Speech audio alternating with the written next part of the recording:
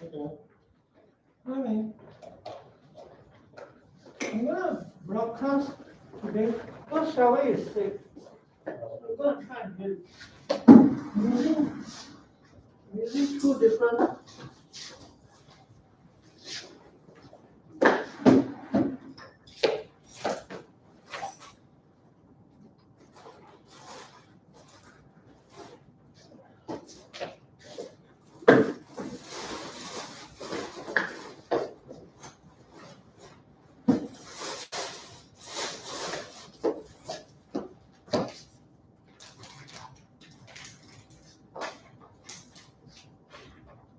The cake is there, you can sit. Sure, thank you. Yeah. Later. Yeah.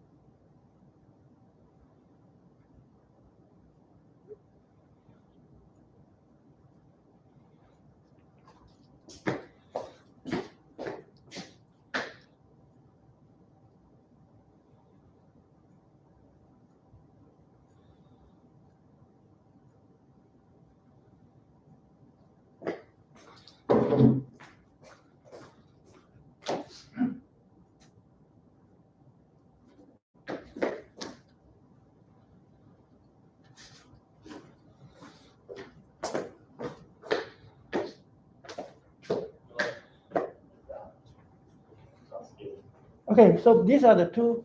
Look, Ahmed, I set it up. Oh, okay.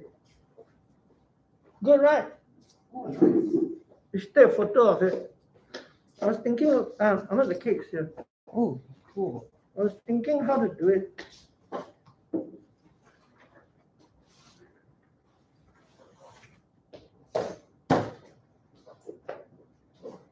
So next time, if we have to do blended learning, we should learn from this setup.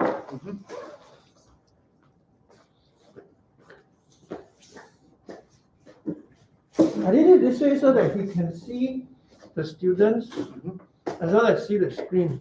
That's great. That way he feels more embodied. Not like last time when we did it, Timothy is just Yeah.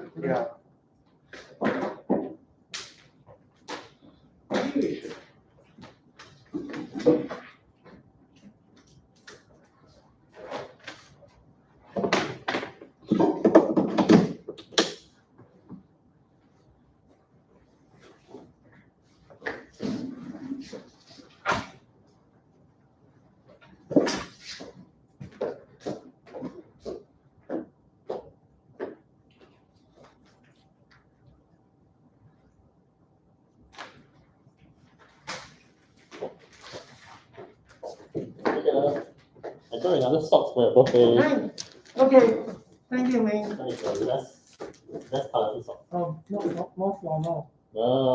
There's a picture of a Okay, yeah, thanks. Okay. Thanks, man.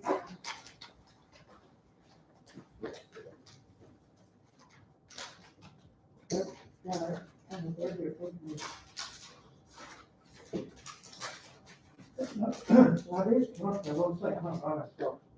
Yeah. Oh, this is very good.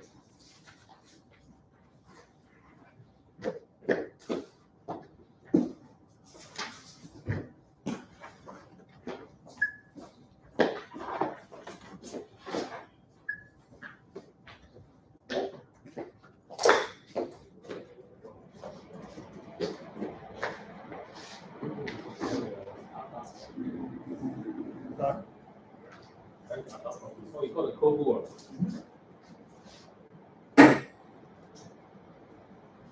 Faster since it's pre-prepared. What, ring now?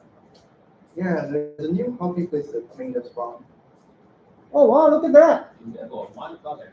Oh, is it? Oh, that one that's trying to copy is Starbucks, is it? Yeah, I think it's run by students. Yeah, I think it's on my student. Oh, that's interesting. Well, all the staff are students, but I wouldn't assume it's owned by students. Okay. It's not owned by students, it's owned by the school. Basically, yeah, I think it's student running. Learn how to do business. Oh, it's owned by the business school, I suppose. I guess. Oh, this is just setup. You can see the student. Then you can see this.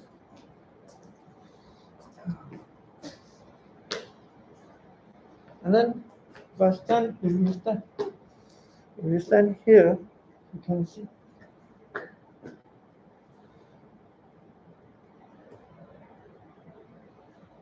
Oh, I just got an email from Lalita from Dunham Secondary School.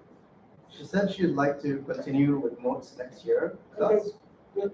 but she needs to convince the school leadership that it's okay in terms of COVID stuff. All right. So she wanted me to send her Sure. some info about Yeah, which yeah. schools we've done. Yeah. So we have Nansha and we have, since June we have Nansha and we have Spectra. So Rainbow Garden. what was it before? Uh, We went to see her at the same time. Yeah, I'll leave it to you. I don't think it should be. Yeah. Ming, is there anything you want to talk about today? No, I'm gonna go through the AI stuff.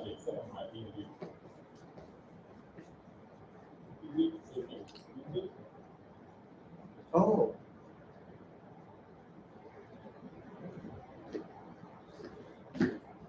Later is okay. yeah. Thanks.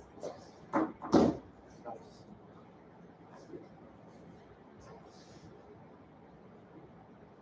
don't think I've seen this boxing from them before.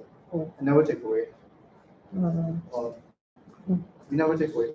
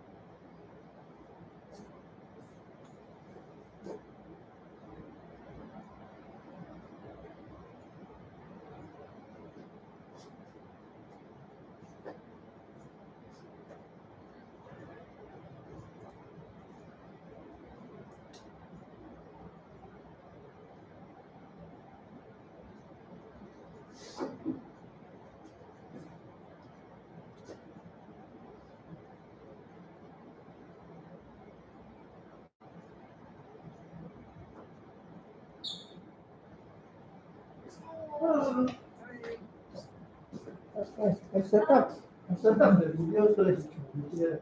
Oh, shall we? Yeah. Okay, thank So I you. put two videos each. Okay, Then the time is up. thank you, Dr. Lim.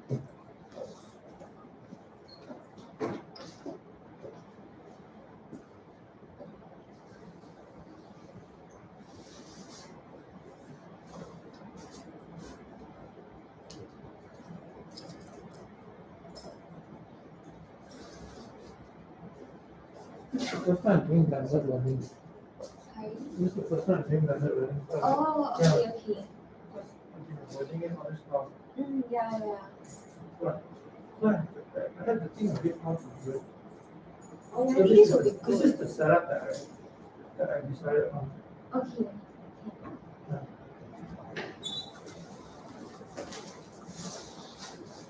How come nothing is on the screen? Oh, yeah.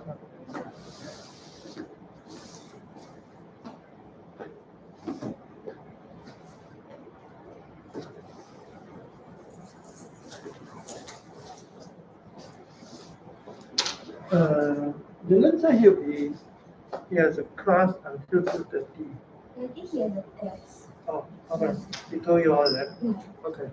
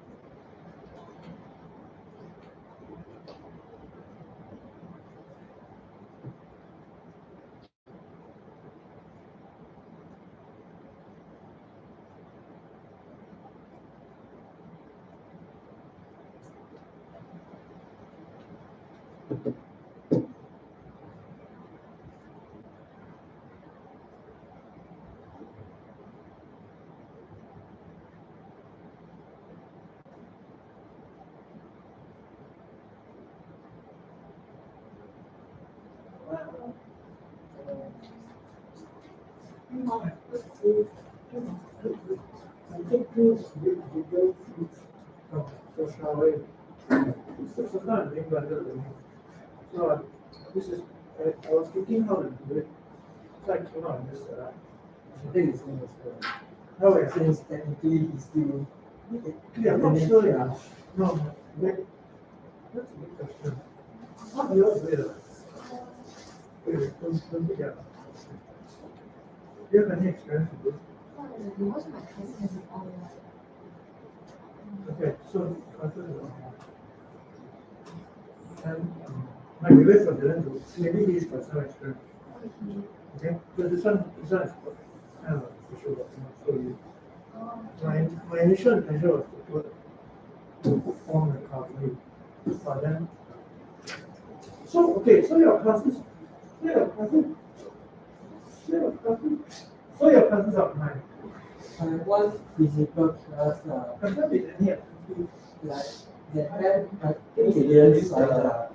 The app did increase. So I mean, I'll open for you. Thank you very much. They didn't sign up. So then, same thing like Oh, I'll so message you your later. classes are Yeah. not- And attendance list, if you are not there, you don't sign up.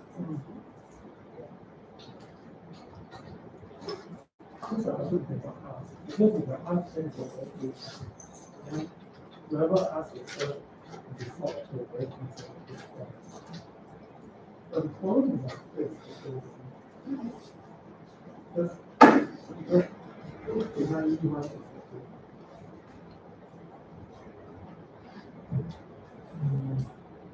Depend on the purpose of this table, is it to mark attendance of class or is it to mark the presence of the student? That's true. That's true.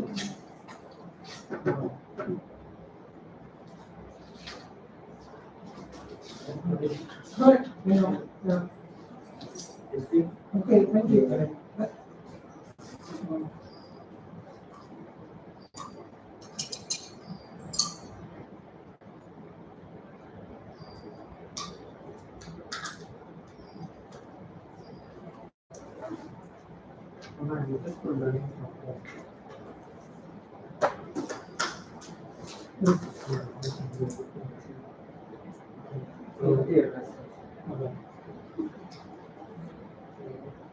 I'm doing like a follow-up. I'm doing like a follow-up. Since it's the last two, so I'm thinking of like doing that every.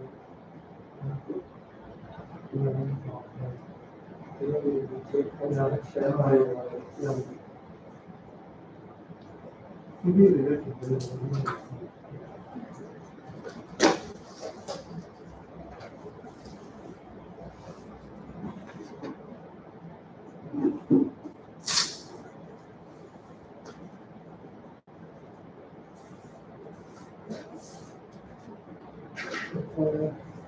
That idea, the one that I sent you. Oh, yes, yes, yes.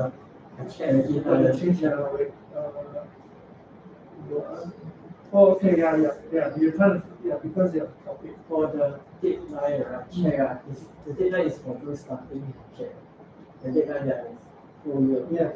It's not for those starting. Oh, I knew about that, but I thought because you shared it with me, you're gonna start again. Okay. Okay, so you're saying we have a bit more time. Yeah, so I'm meeting with the prof after the semester and we discuss on some. So Yeah. after we discuss that, Yeah. maybe can continue. Yeah. Because I think she don't mind but I think we'll discuss Yeah. the Yeah. You can just feel free to, because all the stuff technically can finish a lot of teams. So you can just feel free to give her my name and then say that put it to possibly if you I would, because she wanted to meet me to discuss I think we haven't arranged a time yet because I'm busy. So I think when we arrange, maybe I'll tell her that we're going to include you to the meeting as well. Oh, up to you. You see, you read her personality lah. Yeah. Because I told her that because she's more specialized in the the intrinsic aspect of the thing. Then I told her that you're more specialized in the game design part. So maybe can I think if really follow my general proposal, maybe can. Okay. Anyway, just I'll email you about it. Yeah.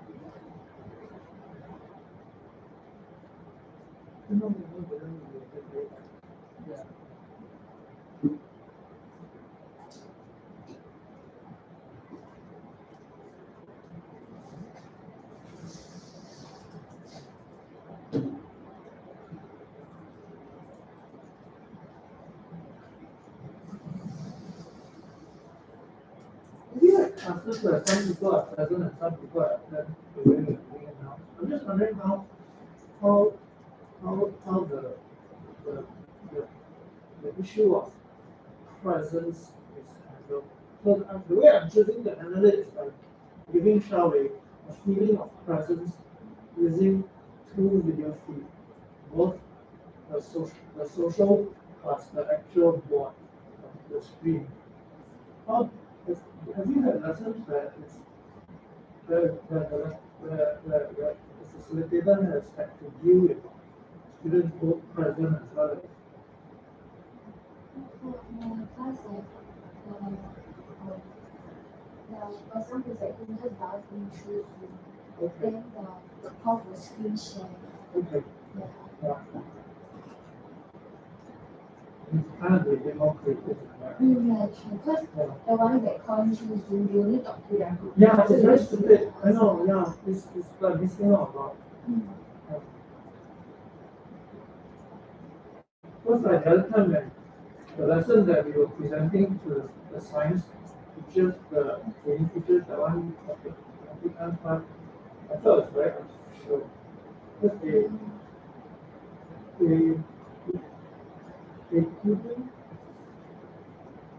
couldn't, yeah, it's like talking to no one like that. Because I was addressing you here, Mm. but we were also, yeah, I just felt the working of the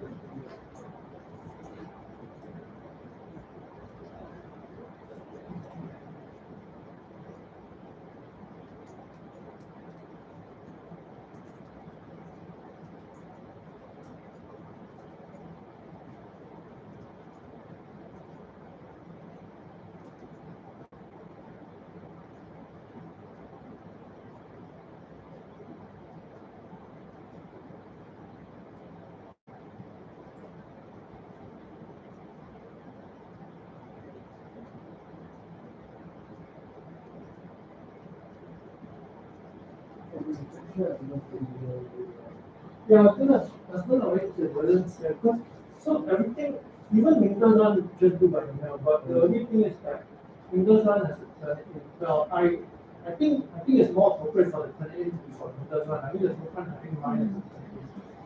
So yeah, so everything just email to the respective. No need, no, I'm not asking to email you, right? No, I think we'll just have a discussion on Yeah. the last So, day. just So maybe if you could each set aside 10 minutes to tell me, basically just update me on the like final state of the project. Okay. yeah, I was going to talk about later we got a quick limits and Alright, sure. And we don't talk about anything now, right? oh, okay, sure.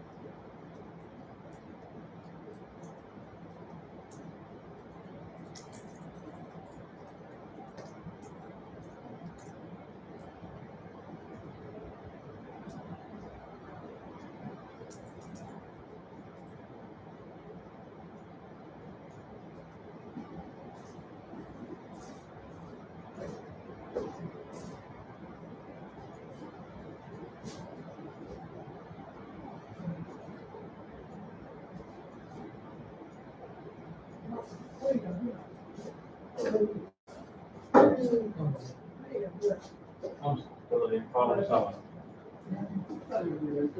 Yeah. I'm already like. No, that's fine.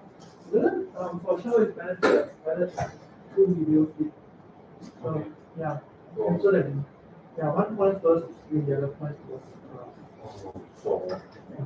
We speak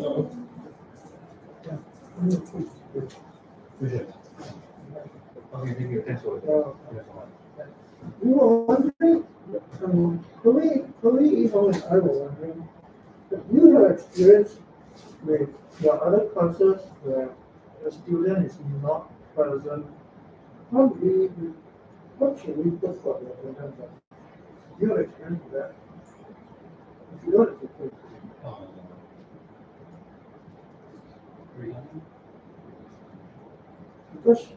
Because, I think you just MC. yeah, okay, fine, yeah, correct, okay, fine, okay. So now that everybody is still very sure. You girls start soon? Yes. Yeah. How are we going to? Like, the class is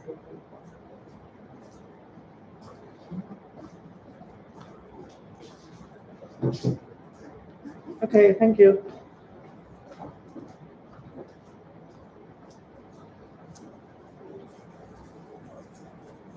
Before I start, okay. So, Chloe and Dylan, the assignments, right? Yeah. So, submission of assignments, the way we usually do it for us is, for me, email one, email to him directly. Mr. Turn in, this is more like the script review, so the turn in is makes more sense. Mine only the turn in, then you just email me directly. Okay, so don't use blackboard because we really don't know how to use blackboard.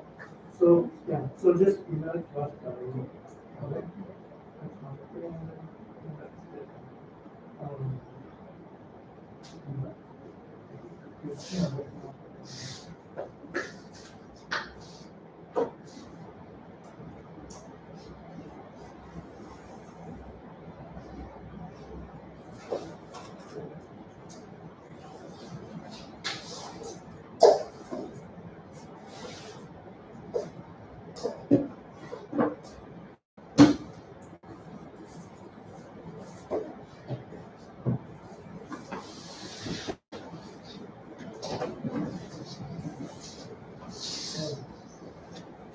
You're not the room, you're in the waiting room. Oh, sorry, you should have told me. You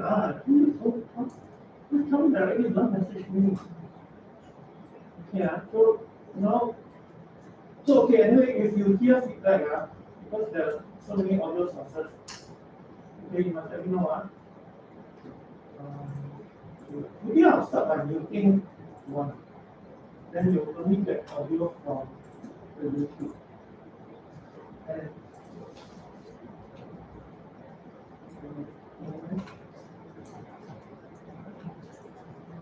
oh, but no, you. Okay, is that right? Is it like that?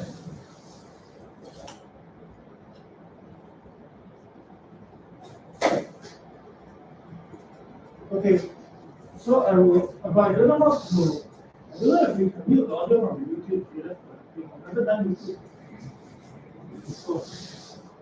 Oh. Yeah. Okay. Stupid. Oh, I see a microphone.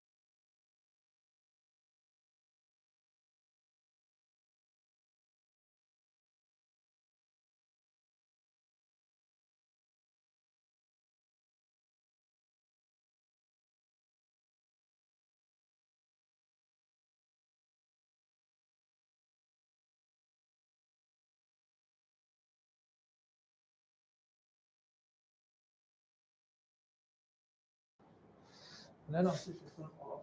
Okay.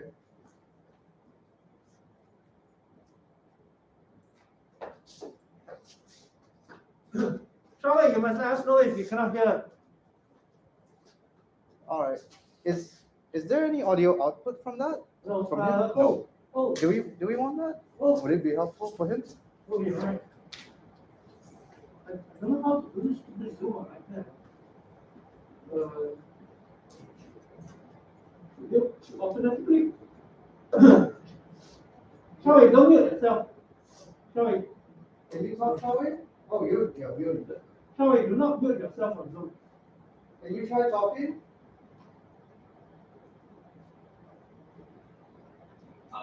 Yeah, Oh, okay, yeah, good, we can okay, hear you. good, good. Great, yes. Okay, Yeah. Awesome. okay, so the audio is. Audio is from there. No problem. I think you cannot mute Zoom because I cannot hear anything. Is it? Charlie, can you hear anything from the YouTube?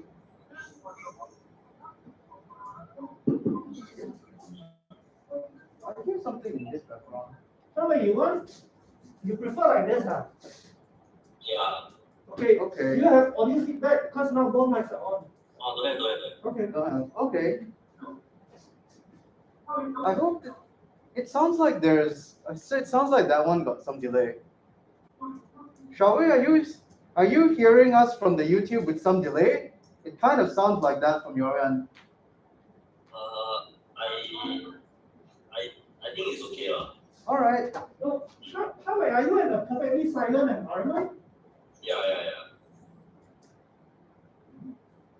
So, okay. I guess as long as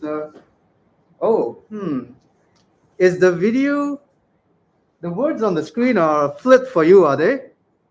Oh. Yeah, I can read. It's like AI, machine learning, and robotics. Yeah. No need the Okay. words, you get the gist. All right. Don't worry. I'll be saying out loud everything Yeah, that's the words are not. in there anyway. It's just kind of like guideposts, so to speak. So today I'm going to focus on the AI and the machine learning part. I won't really go into the robotics. I'm going to leave that for next week so that we have something nice to wrap up. Then we can use the Lego robots as an example also. So basically, I want to give you an overview of what is AI and then what is machine learning, where machine learning is kind of a subset of AI. So first, I want to talk about what exactly is AI in the first place, because it's a pretty big field and there's a lot of different definitions of it.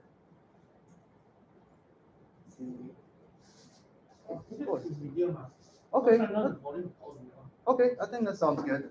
So before I go into presentation view, before I really get started, I wanted to get some ideas from you guys about what you understand AI to be. Like, what kinds of AI have you interacted with in your daily life? Or, yeah, what do you think when you hear the term AI? Is there something which pops up as like, what's the first thing you think of? Sorry? Siri, yeah, Siri is a good example. Have any of you actually used it? Not really. Yeah. I asked him to set a laptop. Oh, okay. That's a good one. Yeah, I tried that before. So Oh. using Siri to set up. Okay. Yeah, first when you're already in bed, then suddenly you remember that you haven't set the alarm. So you just press Siri to set the alarm. Then you need to move, you need to get out of it To do. Yeah. Yeah, that makes sense. So Siri is a pretty good example, and it's something that's widely available.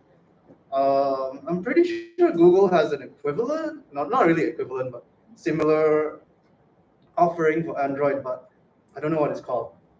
So yeah, Google? yeah. Hey Google, right? Sorry? Google Assistant. It's just called Google Hey Assistant. Google. Oh, okay. Is it? Okay. Yeah. Google. Oh, okay. It's funny that they didn't give it a name. Because Amazon has Alexa, even Microsoft has a name for their AI that nobody uses.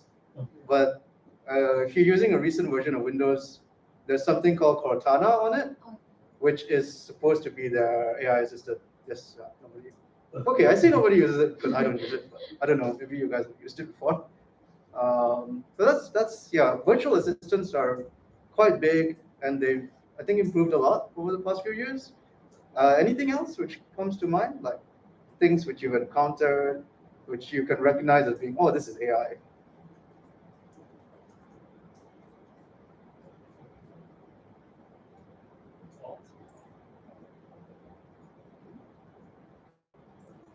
Dylan, did you just think of something?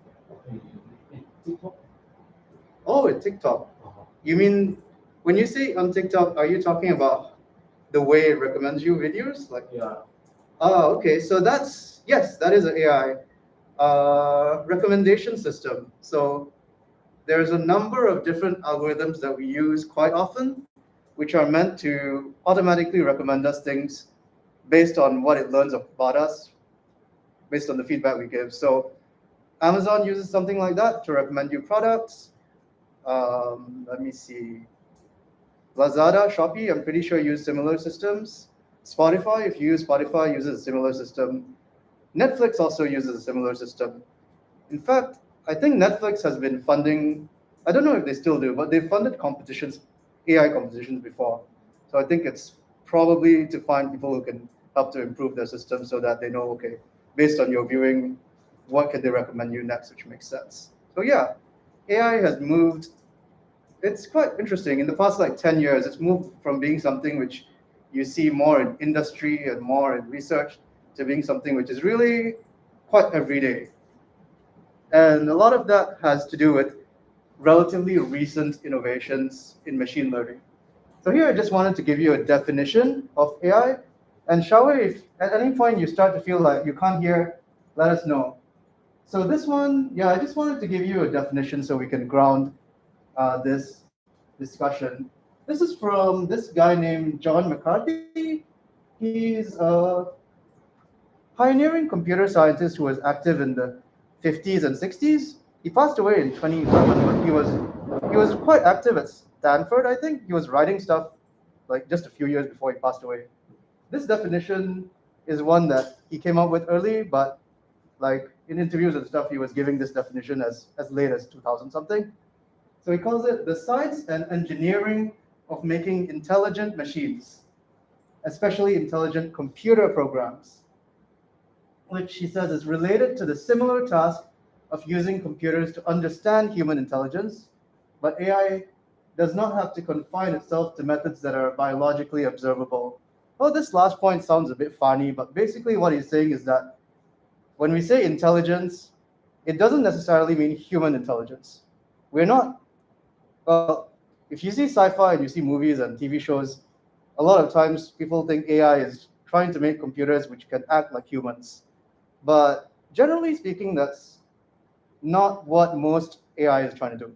It's just trying to be intelligent in the sense that it can perform a certain task well in a way that makes sense to us and is useful to us. But it doesn't have to be reasoning and thinking in a human way. Oftentimes they're not reasoning and thinking in a way that's similar to us, but as long as it works, it works. That's kind of where we've converged towards. So there's a lot of discussion in the AI community about what exactly intelligence is, but we don't have to care too much about that one.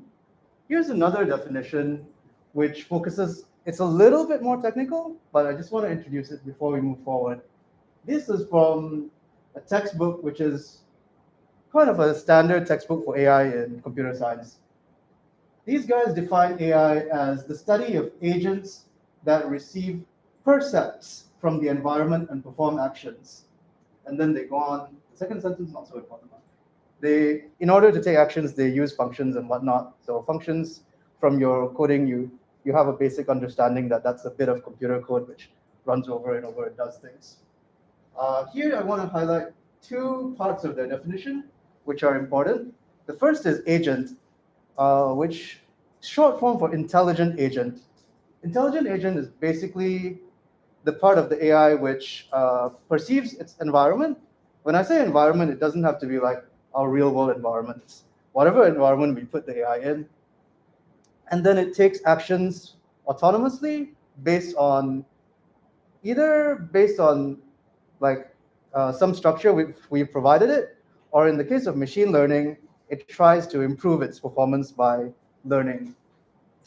So yeah, it says there it may improve its performance with learning. So some types of AI don't actually learn or improve themselves. Some types of AI, especially older types of AI, you just pre-program it with certain things and then it does those things. The Siri and the recommendation systems that we talked about earlier, those are the newer types of AI which have machine learning. And this thing percept is just a funny technical term which we'll not go into again. It just means the input that the AI is getting. Don't worry too much about it. Since it's in the definition, I thought I'd define it below.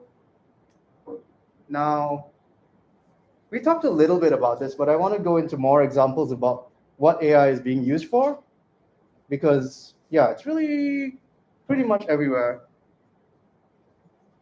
So we have the recommendation systems that we just talked about. You have the personal assistants. Another one that is quite invisible to us, but it's there and it's been a branch of AI research which is quite active, is spam filtering. Have you guys, when you check your email, like your school email or even your personal email, do you get a lot of spam like going into your inbox, or do you find that you don't see it much anymore? Have you? Well, what I'm asking is, do you notice spam, or is it like something you don't care about or think about because you don't see it? I think they automatically put it into the spam. Yes. Yeah. So for me, like say 15 years ago when I was using email, it was pretty much a manual process of figuring out like, oh, this thing is spam, this thing is spam, this thing is not spam. But these days, almost never do I see spam in my inbox. In fact, it's a bit the opposite, where sometimes I found that, oh, somebody sent me an email and it went into my spam by mistake. But the systems have gotten very, very good at actually detecting the spam and filtering it. That's like a major innovation in the past 10 years, I'd say. Then you've got automatic translation, which is also a field that's quite well worked upon. If you go on YouTube, I'm sure you've found like certain videos, not all videos, but certain videos you can actually do automatic translation, which is quite useful, especially if you want to watch something which is in a foreign language. You know the translation isn't 100%, but roughly you can get the gist of it by now, I think. You've even got, I don't know if Zoom supports this or not, but I know, well, I've heard that Microsoft Skype has automatic translation now. So you can have a conversation with someone in a foreign country who's speaking in a foreign language, and it's supposed to be able to do the automatic translation. So it's probably going to come to most, if not all, voice call platforms within the next 5-10 years, probably. And facial recognition, I mentioned this as everyday technology because either our phones have it or we've been interacting with them at like some of the safe check-in locations. Like it's something that's being integrated into everyday use. And that's also a big part of AI.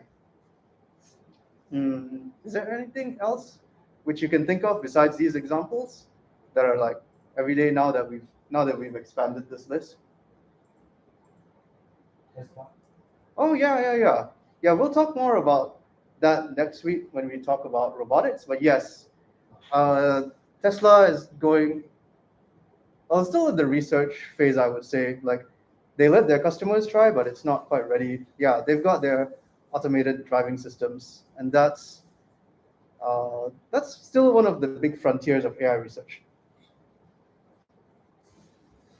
Okay, here's some more examples across different industries. So games have been using AI for a very long time in different ways.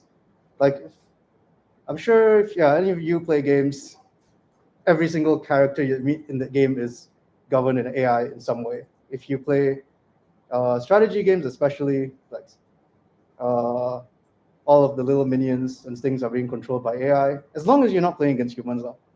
But even if you're playing against human players, well, yeah. If I could just put you guys on the spot, what kind of games do you play, and what's your experience with game AI? Bot. Bots. Is that for a specific game you're thinking about, or? I think every game. Mm-hmm. Yeah. And most of those, just to clarify something, because we'll be going into machine learning in a bit, most AI that we encounter in games is not using machine learning because they're pre-coded basically with behaviors. So basically, if I'm making a shooter game, I'm going to set up AI for my AI bots, which basically says, okay, if I see this player, should shoot at them. If I don't see the player, I should run around, maybe semi-randomly to try and find them. And then I'll set up certain rules. And the coding for that will be a little bit similar to what you tried out with the microbits earlier on, where we set up logic statements and things for them. More recently, you've got a class of game AI, which is using machine learning, but you don't really see them a lot because they're mainly used for research. The most prominent example would be, if you guys have heard of AlphaGo, the Google AI, which I'm not sure if it beat like the champion of that human champion of Go, or is it some higher person? Was it champion? Okay. Yeah, and prior to that, in the 90s, you had Deep Blue, which managed to beat one of the chess champions. So that class of game playing AI, which is being trained to beat humans, that's actually machine learning, as opposed to the non-machine learning AI. Okay, so we've got finance.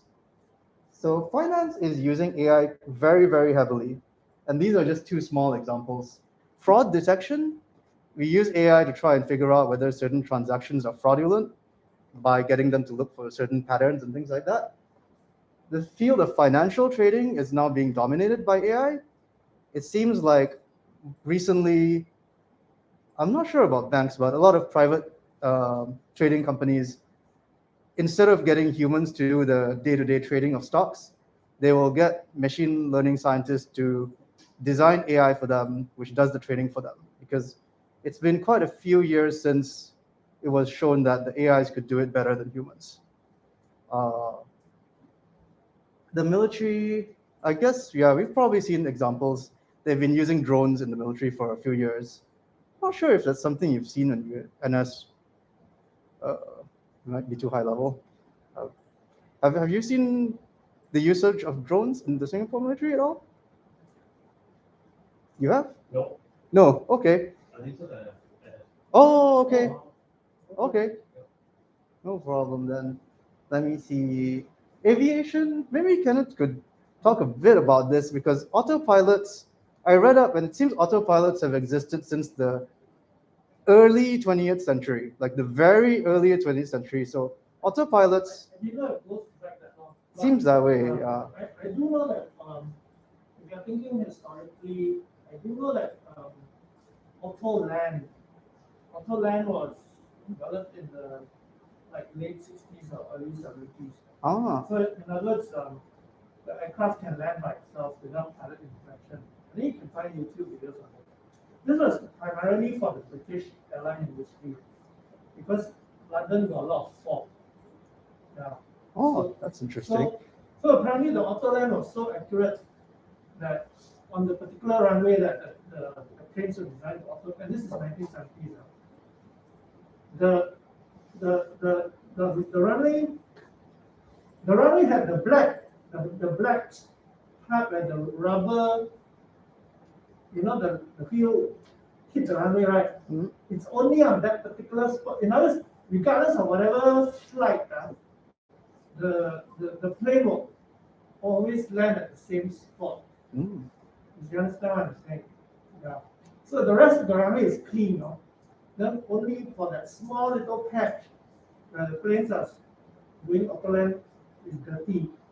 So that shows how accurate the autoland was. So, yeah. Yeah. So yeah, as Kenneth says, since the 60s, Yeah.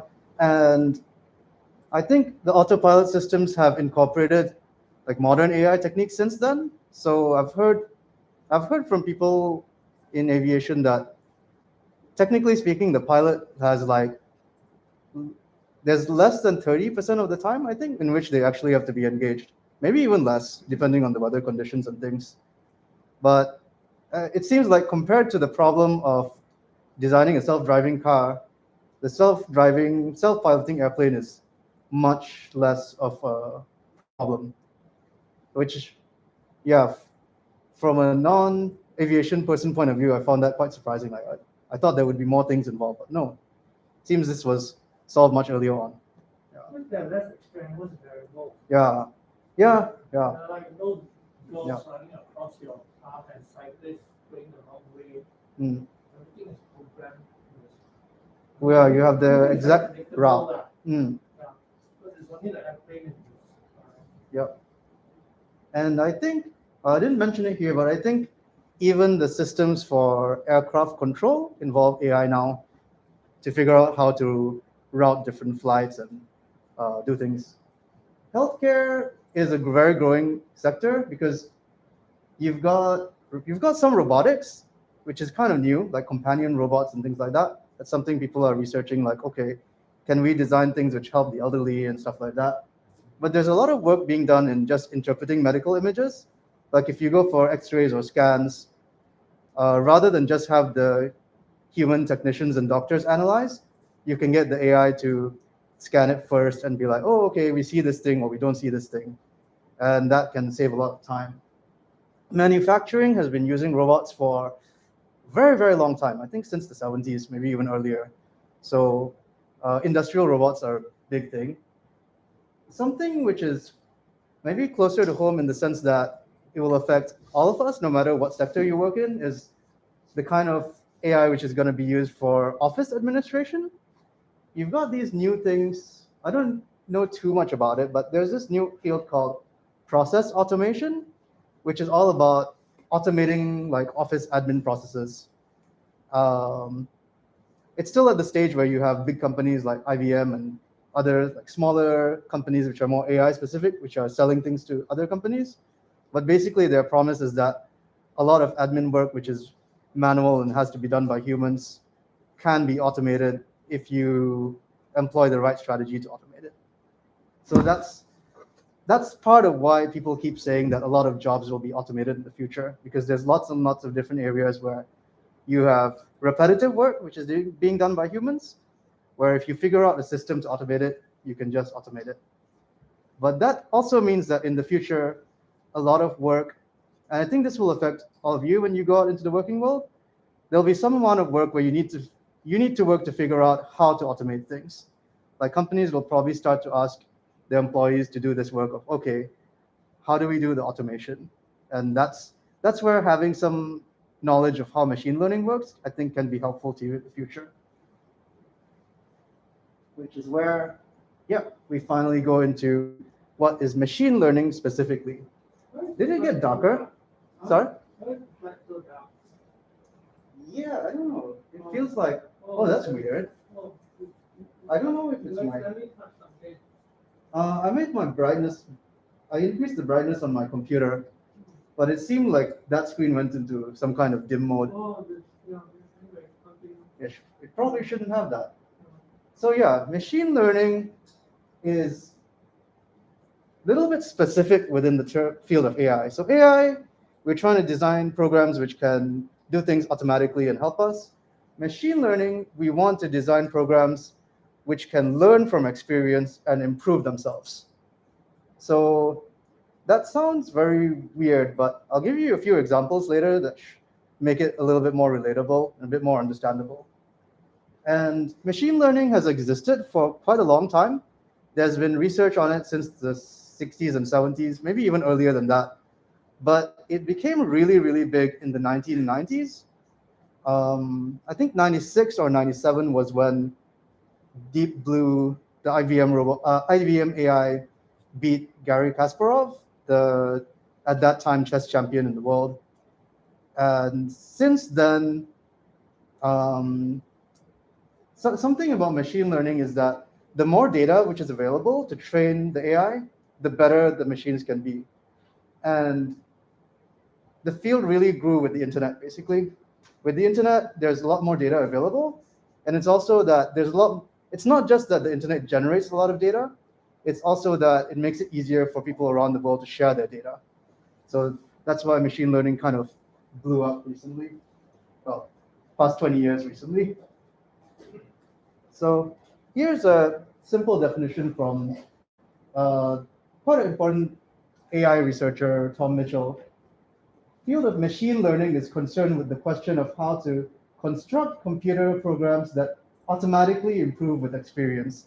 The automatically part is quite important because in the past we have been able to design things which can improve, but you had to code the improvements into them. Like you would run the AI and see how it works, and then you would tweak it and make it work better. But now we get them to basically improve themselves. And this one is a little bit, yeah, this one's more complicated, but I want to show it to you because it highlights a few terms which are important. So this one, the more complicated definition is a computer program is said to learn from experience with regard to some class of tasks and performance measure if its performance in tasks as measured by the performance measure improves with experience. So it's basically a bit of a loop. Okay, at this point, if I try on the board, we can turn it on, right? Turn the map. Okay.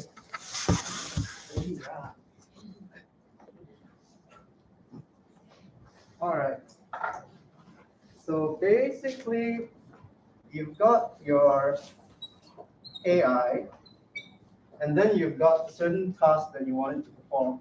Maybe the task is, what's a simple task? All right, let's give a game task because a game task is relatively easy to understand. Let's see, it's playing Go.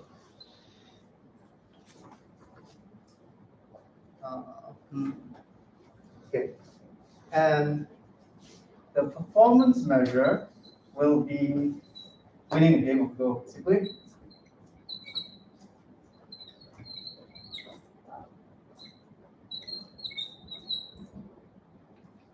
Change color. So, winning. And the experience, I think you can guess what the experience is going to be. So what do you think the experience would be if we have the task of playing Go and we have the performance measure, which is whether it wins a game or not? What would the experience be that it's going to be learning from? I'll let you guys guess, and then I'll give you the answer after that.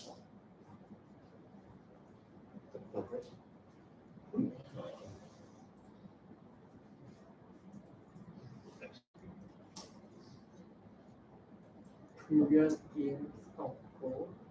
Yeah, you're very close to it. But no, Repeat. Now here, Go. no, yeah, Previous games of Go. Oh. Previous Yep. games of Go. Yep. Not just previous games of Go.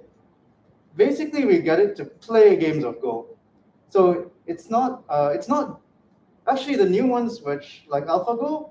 I'm not sure if it's actually programmed based on studying past games which humans have played, which are well documented. I think it might be trained just by playing Go. This is going to sound a bit weird, against itself, basically. So it just plays games of Go automatically, with it taking on the roles of both players. Oh, everybody should watch War Games. Ah, Is it? Do you remember the movie? before my time, but I've heard of it. It's a seminal movie to watch. Everybody should go and find War Games on YouTube. War Game, which year was 19? Hang on.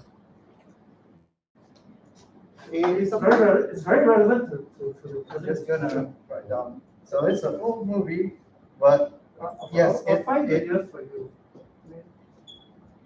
it does relate to Yeah, what I'm it's saying extremely here. relevant to that. So basically, 1983. 1983. Try basically, and find it. to give an example, we would run two slightly different versions of the program and get them to play against each other. And every time it plays, assuming one of them wins, it will then make some notes about. When I say make some notes, it will try and figure out like, hey, what did I do exactly which led to me winning in this game? And try out those strategies in its next game, and then repeat, repeat, repeat, repeat. I won't go too much into this part because getting into the technical, but basically what all you need to know is whenever we design a machine learning program, there are three things that we need. We need to give it a specific task to do, and then we need to give it a way to measure its performance at the task. So game is relatively easy because when you're playing a game, you know that your performance measure is winning the game. Basically, if you win the game, then you know, yes, I did something right. If I don't win the game, then no, I did badly. And the experience for game playing AI is playing the game. The more it plays the game, the more examples it has, more chances it has to see whether it's on the right track or not. And it can be playing the game against other AIs, it can be playing the game against humans. Usually we get the AIs to play against other AIs because it can play lots and lots of games in a small amount of time. You're not limited by the speed of the human player. So like within one day, they might be playing thousands or hundred thousands of games. And then you make it play against a human player maybe after 1 week to see, okay, has it made any progress or not? So yeah, that's basically a slightly more technical definition of how machine learning works. I'll get back to the PowerPoint, or the Google Slides rather. Yeah, like that. No problem. And at this stage, based on this, does anyone have any questions or anything which you found weird or confused about that task performance experience thing specifically? Okay, all right. Then I'll continue. So I'm going to talk about these, just going to give you a little bit of examples about 3 different kinds of machine learning. There's more than just these 3, but I'll just focus on these 3 today. And then we'll do a hands-on activity, which I believe Xiaowei should be able to do as well using his computer. So broadly speaking, and yeah, machine learning people would probably say, no, there's more than this one. Broadly speaking, we can divide machine learning into 3 different categories. The first is called supervised learning. The second is unsupervised learning. And the third is called reinforcement learning. I'll go through all 3 in turn. So supervised learning is basically, when we say supervised, that means it's supervised by a human. We supervise it by giving it correct examples to work with. And the correct examples, the term in machine learning is labeled data. So we're giving it data with labels, where the labels are correct values. For example, if we want to train machine learning program to predict housing prices, we can give it the examples of what were the housing prices like in Singapore in the month of, say, October 2021, and we give it data on the size of the house. So here we're making kind of assumption.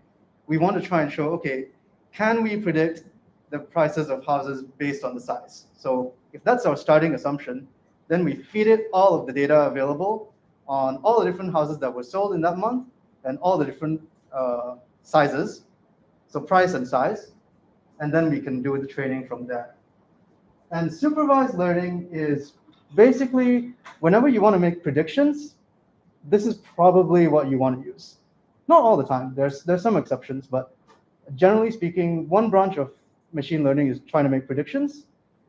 Businesses would do this, weather forecast. There's a lot of places where you would want to do this. I think you're familiar with the term linear regression because we used it before, and I think, did you and Xiaowei use it?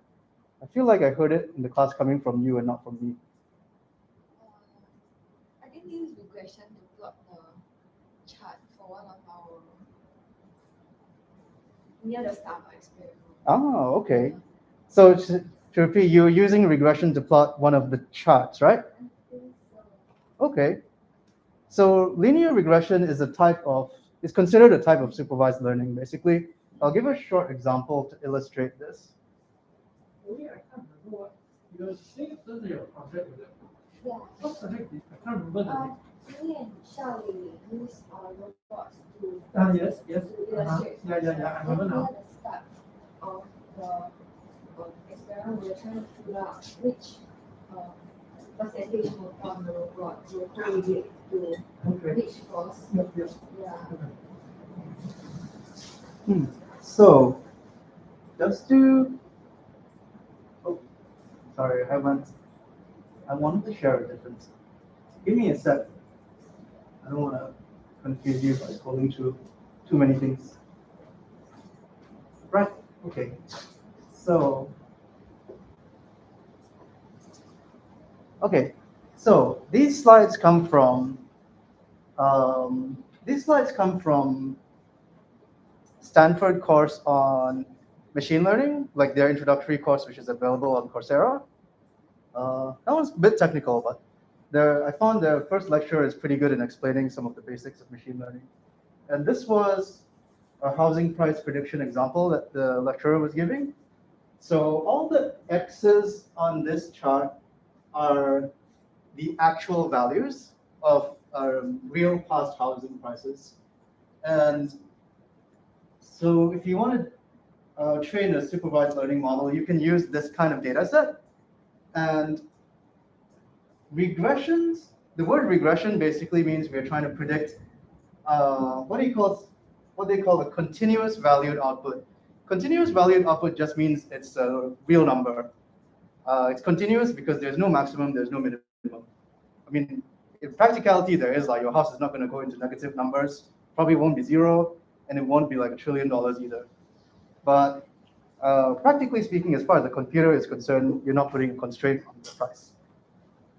And linear regression specifically refers to the fact that we are trying to make a prediction which can map to a straight line. So that pink line there, straight line, is linear regression.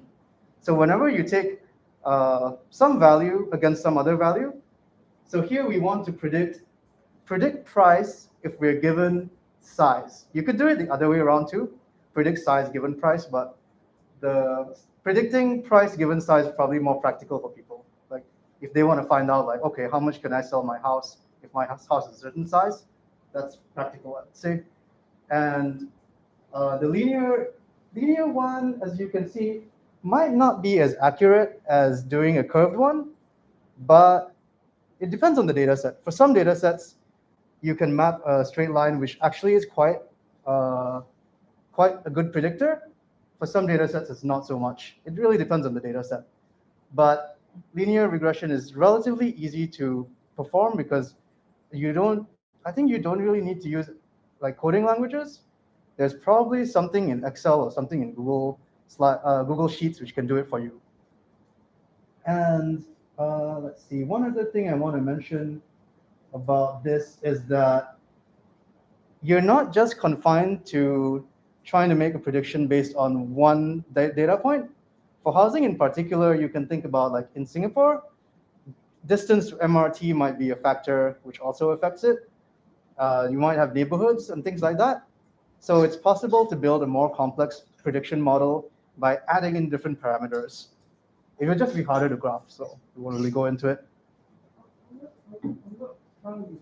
Yep. Why is the thing so amateurishly done? Oh, yeah, I took this from this Stanford machine learning course, so it's not my own slide. So it's a screen capture. Yes. Oh, no, it's a screen capture which they compiled into a PDF. Okay. Yeah, once I find some actual local data, please. It's fine, but I'm just wondering. So the figures don't pertain to the Singapore context, right? I think this was Sanford. Huh? Oh, okay. This So might be it San makes sense Francisco. from Singapore context, Yep. right? Yeah, this isn't Singapore numbers. Yeah, I don't think the prices were. So all the annotations, you notice you didn't annocate anything. Yep. The annotations are, for some reason, when they gave out the PDFs, they left in all the annotations. Yeah. So there is one more type of, so this is one thing that we can do with supervised learning. We can perform regression, which is trying to predict basically a real number. The other type of thing we can do with supervised learning is called,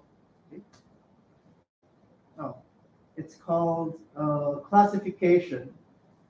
So this one is an example which they gave on breast cancer, but it can be any kind of cancer, basically, where you want to classify the cancers into malignant, which is like a tumor which you need to remove, or non-malignant, where it's benign, you don't need to remove, it's not a problem. And they're trying to see whether the tumor size by itself can be enough of a factor to determine this. So here, instead of having a range of values, you only really have 1 or 0. And don't worry too much about the annotations, but basically, yeah, this line here is the size going from presumably 0 to any big number, and then you just map for each one, was it malignant or not? And then you can use this to train model. Why are there two horizontal axes? I think he did something where during his explanation he made a copy of the graph. Yeah. Doesn't matter. This one also, in real life, you wouldn't want to just use one factor. You probably want to factor in more things, like other than size, you can take into shape, you can take in the age of the person. There's quite a lot of other things. So practically speaking, a real one would be more complex, but for the sake of example, easier to show one factor. But yeah, so you have supervised learning where we take real data where we know, like, where we have actual examples of the mapping between two different things or more than two different things, and then we use that to try and predict future outcomes. The other type of the second type of machine learning, which I want to talk about, is unsupervised learning. Unsupervised learning is quite interesting because essentially in this one, we provide our machine learning program with a bunch of examples, and then we say, you just try and find what are the patterns in this data. I'm not going to tell you anything. For example, apparently Google News, if you've ever used Google News, uses this type of machine learning to try and classify news stories based on, like, okay, currently we've got a summit, like climate change summit going on in Scotland, right? So if it tries to find out what are all the stories about that, it would be doing it automatically, basically. You would see like, oh, there's a whole bunch of stories coming out this week, which the common pattern is that they're all in this place and they're all from this conference. So when you go to Google News, it would present you with a category like this category. Presumably at some point you've got a human to check and see whether it's making something accurate or not, but yeah, apparently the process by which it comes up with the categories is automated. Another class of data which people use unsupervised learning for is medical data. Sometimes you take data across not just one person's data, but if you have like data of like 100,000 people, you can feed it into a machine learning model to try and find patterns in that data. So this is being used in genetics, apparently, to try and see if there are some kind of genetic similarities which people didn't know about previously. So let's actually go to Google News. I think using software overrides. Yes, apparently there is music software. Like when they like Uh, music, where they like suggest things to you based on what you're playing. Apparently that one is similar. They use a mix apparently of supervised and unsupervised, the recommendation. I remember now why I thought of it. Because one of the things that they always talk for Apple, they talk is that it's curated. So there's actually a human doing it. Rather than just other services, other competing services where it's entirely. Yes, Spotify is non-curated, and I don't know exactly what's going on under the hood of Spotify, but it seems like there's some element of supervision. I don't know how the supervision goes, but there's definitely some element of unsupervised learning where it's just taking all the data that you feed the system by playing different music, by indicating that you like certain songs, and then trying to figure out based on that what you would like to hear next. So if we look at Google News, let's see. So the headlines, it's not exactly what I'm interested in. We want, yeah, local news. So here it's not curated. So the system is trying to figure out, okay, this is all the Singapore news. And then you got a business section, which is still Singapore related. Technology, there's specific things. So you're currently signed in. Yes, So currently it's, signed. it's based on your. I guess this is specific to me, yeah? Huh? It's based on your thing also, right? Yes. So yeah, for What were you hoping for? I was hoping it would have some category which is based on like events or something. Oh, like pop lah. Yeah, but actually, we do have the suggestions in the right hand side here. So yes, Oh. yeah, that thing on the right is trying to figure out like, okay, what's happening recently which people might be interested in, and then so yeah, if we talk about pop, then these are the stories which it's recommending.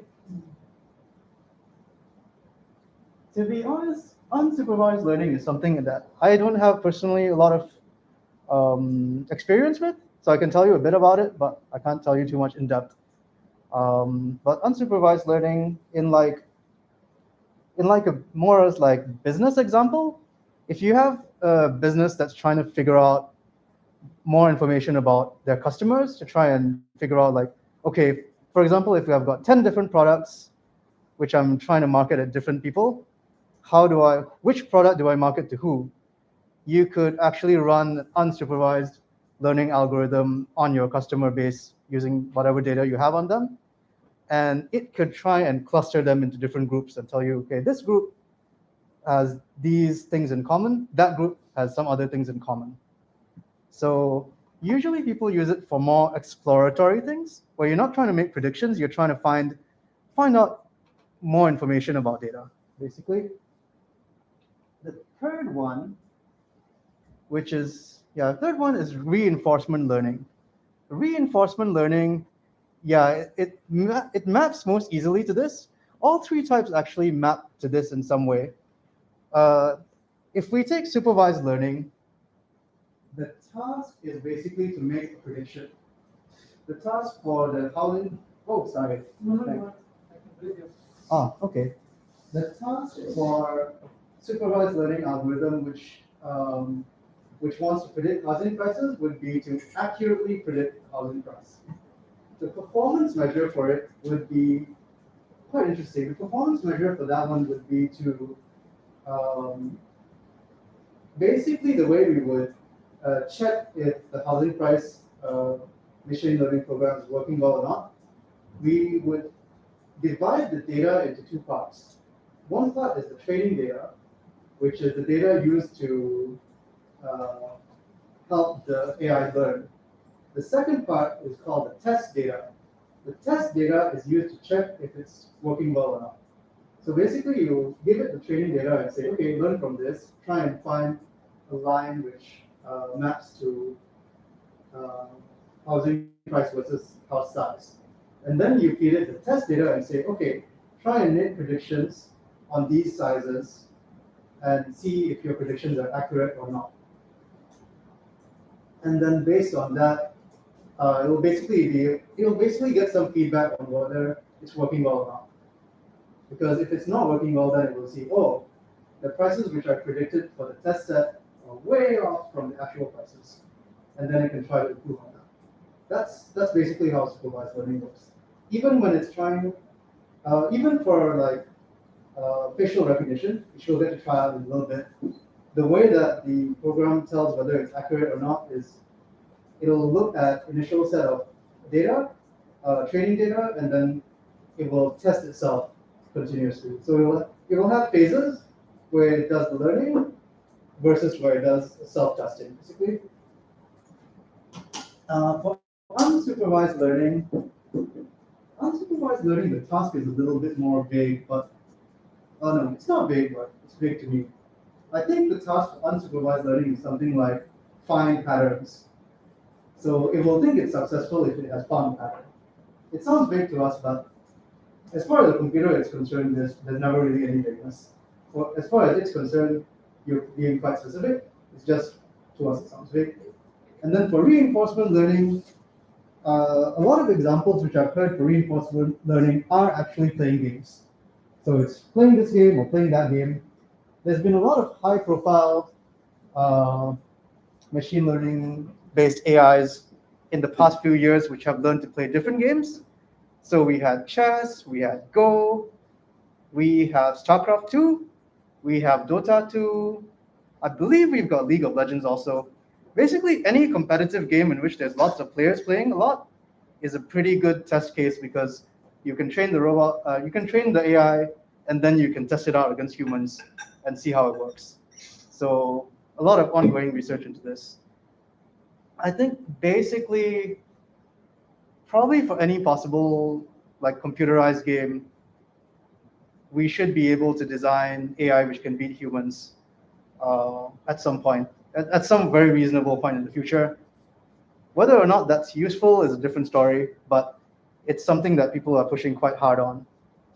Another one that we got to hear about recently, which we're using in a different project, this thing by Amazon, it's quite interesting. This is basically a robot that Amazon developed to help people learn about AI and reinforcement learning in particular. So this little robot has a very specific task. It just races on a track, a physical track, and you can actually program it with, when I say program it, you don't actually program the movements like you would program a Mindstorms or a microbit. You don't have to program every exact thing. The way you program is you basically tell it, hi, if you stay on the track, I will increase your number of points. Or if you go off the track, I will give you a negative score. Or if you go very fast on a straight line, when the path is straight, I'll increase your score. If you slow down when you're going into a curve, I'll give you a little bit of points. So basically, it's a little bit like training a pet using treats. You're giving it incentives when it does something which is supposed to get it closer to its goal. Where its goal in this case is to complete the race as fast as possible. So from Amazon's point of view, this is something to, I guess, get students to learn how to use their platforms. But from an AI point of view, this is what it's doing. Mostly it is. I think from what pictures I've seen, it's about the size of a laptop. And then is the track provided or what? Or any, I think you have to buy it together. and is there like a virtual, also it's both Yes, virtual so and physical? there's a virtual track which you can use to train it, but I think what they're doing is a hybrid model. I'm going through it to see if I can find pictures of the track. Oh, yeah. Basically, also it's like you can train the actual physical thing on the virtual track. Yes, basically all the training takes place virtually, and then you upload the train code into your physical thing, which Yeah, because the track is not cheap, right? It's basically Here we go. Once you upload it, there's a when you do your training for this one, you actually train on specific tracks. But if you want to then test it in real life, you have to build a track which conforms exactly to this. You must. Yeah. But you should be able to learn what. Uh, Be able to. you In have to- theory, yes, if you're training on one, it should be able to work on the other one. No, it just- I'm saying you train it virtually on these 6 tracks. Okay, I can understand that. Mhm. But then you go and upload the code into your physical thing. Mhm. Then technically the physical thing should be able to just learn and adapt. No, the physical thing doesn't learn anymore. Once you train it only on the virtual thing, the physical thing will run the code which you've done the training on. Usually, So what's the point of the physical thing? basically, yeah, well, to be perfectly frank, it's a bit of wayang. I think it looks cooler for everyone Sure. if there's a physical thing involved. It's Yeah. completely unnecessary, actually. Okay. But it's also a proof of. Okay, here it gets into funny territory because this is actually the obvious thing which comes to mind when we see something like this is, oh, is this similar to self-driving cars? The answer is not really, because this is very specific. This is being trained to go around the course in a fixed route in a certain way. But So- based on certain based on certain criteria. Yes, And not turn by turn lah. yes, Yeah. yeah, based on certain criteria. Yeah. What this means is that it's not really convertible to a case where you want to put this on a road and get it to do open-ended stuff. That said, no, So had where something are you to say gonna there. get the physical artifacts to build the actual physical track? Seems you can get it from them, or you can. I think you either buy from them or you get a specification, and then they give you oh, must be made of this material. Well, it's not very fun there. I mean, This is, I guess, for those. there's only 2 tracks lah. Or you can. Oh no, there's a whole There's a bunch. whole lot of tracks. There's a whole bunch. Alright. Yeah. So Okay, well, this is really. Oh, I think Xiaowei is not there. All right, I'll wait for him. Maybe he went to the restroom. I saw him go. Yeah, he might. Yeah, he should be back soon. Yeah. Basically, I think this is aimed at students who have been doing the kind of AI robotics you might have seen in school. Those kinds of AI robotics, I think, are using simpler AI models. They're probably not using machine learning. You like follow the maze. Yes, follow the maze type, or because the follow the maze types and the race around a track types have been around for a very long time. So I think Amazon probably looked at those things and went, okay, what's the natural next step? Now we add what we call deep learning, which I'll go into a bit more next time. And we add in specifically reinforcement learning. So for those students who are already in robot racing, this should be interesting to them. Because what's interesting here is when you train this robot, let me get a picture of the robot again so we can see. This looks like the back of the robot to me, well, back of the car to me, that's actually the front of the car. You've got a camera here. There's some kind of distance sensor somewhere around here also. So it's actually taking in data from its environment. Even the virtual one is basically running in a game engine where there is a virtual physical space. So that's a little bit different from, say, the Mindstorms kind of robot. In that, for the Mindstorms one, when we played with it, we used the sensor data and we programmed very specific interactions, right? But here, we don't really tell the robot specifically what to do with the sensor data. We tell it something like, try not to go off the track, otherwise I'll give you negative points. And then the robot will use the sensors to figure out whether it's on the track or not, basically. Yeah, so that's reinforcement learning. Most of the examples I can find. Totally flat. Yeah, totally flat. Because Oh. The vehicle looks as if it can, like, is designed to traverse different terrain. It does, but the tracks which are given are all flat. Huh? Tracks which are given are all flat. Something else which I You see should. the suspension travel is so huge, no? Yeah, I don't know why they chose this kind of. Then there's very obvious Yep. excellent articulation with the dampers and the springs. But I think it's designed so that people who want to use it for other things can, if they're willing to hack it and recode it themselves. Another thing which I should point out, which I found from playing with other robots also, is that for a lot of robots, we'll talk more about this next week, they need the environment to be very consistent. When they say you must construct a physical track, right? They're going to give you specific specific materials which you need to use. When you create the divider for the road, right? Most of the time they're going to ask you to cut out tape to put as the divider. They don't give you the divider, but then you must use the right color for the tape. The right measurement of- Yeah, correct. Yes, must be the right measurement. Yeah, because last time, when now like a lot of cars can got lane keeping, right? Real life cars can. So in others you don't need to steer the car, just follow the lane. And then if you veer out of the lane, the car will try and steer back automatically. But last time in Singapore when they introduced it, actually it took a long time to introduce in Singapore because our lane markings are different from European lane markings. So it was designed to operate in Europe. Yes. Then, Yeah. then it took many years until the same technology came to Singapore. So Actually, Europe had it a long time Yes. ago. So to link that back to general concept of machine learning, part of the reason why that took so long is because the initial training for the robots must have been based on the case of European roads.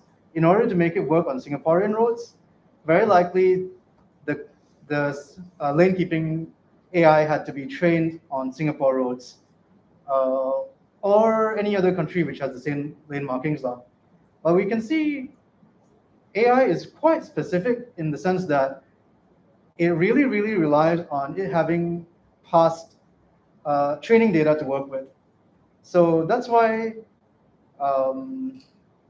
self-driving cars is quite a difficult task because right now, I think one of the only companies which has a fleet of self-driving cars operating is this company called Waymo, Waymo.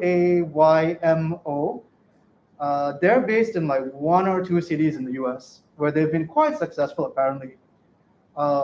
They're one of the big competitors to Tesla and other companies for self-driving cars, but it's a bit of a question mark how they can scale because I think every time they go into a new city, they would have to spend months and months to really have on the ground time to train the cars on that city's environment. It's not like you can take a self-driving car from one city and put it in another city. It's right now it doesn't tend to work. In the future, maybe the training gets more sophisticated, but we're not quite there yet. All right, so that's enough talking by me, I think. I want to get into hands-on activity. So for this hands-on activity, we are going to train an AI in our web browsers without doing any coding. It's going to be a supervised learning exercise using our computer webcams. I hope all of your computers have webcams. Okay, great. Yeah, I know there's some new gaming laptops which come without webcams, but Is it? yeah, Why? apparently gamers don't want them. Oh, so Yeah. maybe so that we can put professional quality webcam instead of It's as far as we can tell, it's partly a cost-saving thing because, like, my girlfriend bought one, and they keep the price down, relatively speaking, by removing parts which you don't need.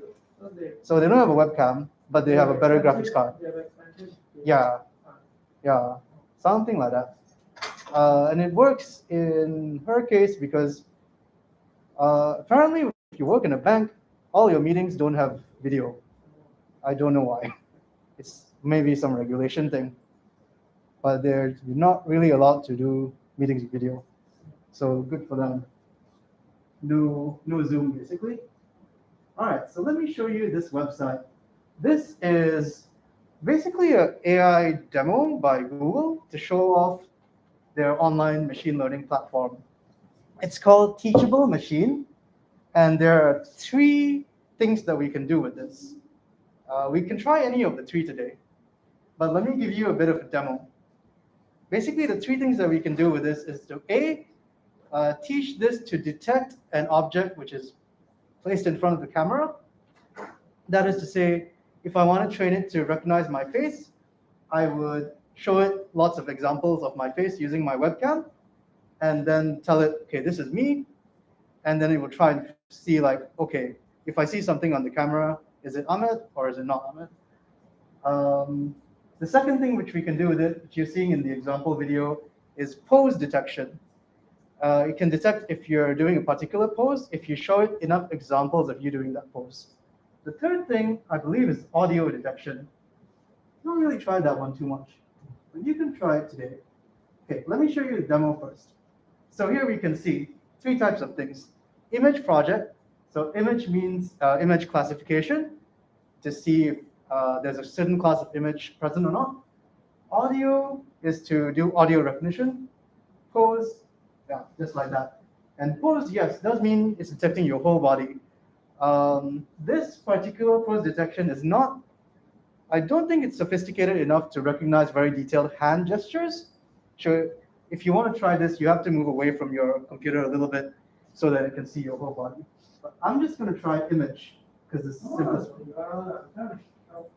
Oh, so teachable machine. I think if you just Google it, great. I would choose standard image model.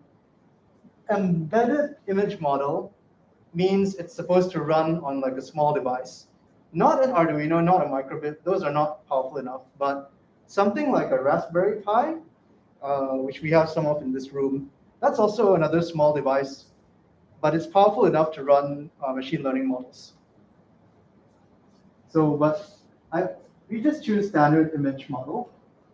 And the interface for this is quite straightforward. All we need to do is to give it examples of the things that we want it to detect. So in my case, I'm going to say class 1 is myself. And how do I train it?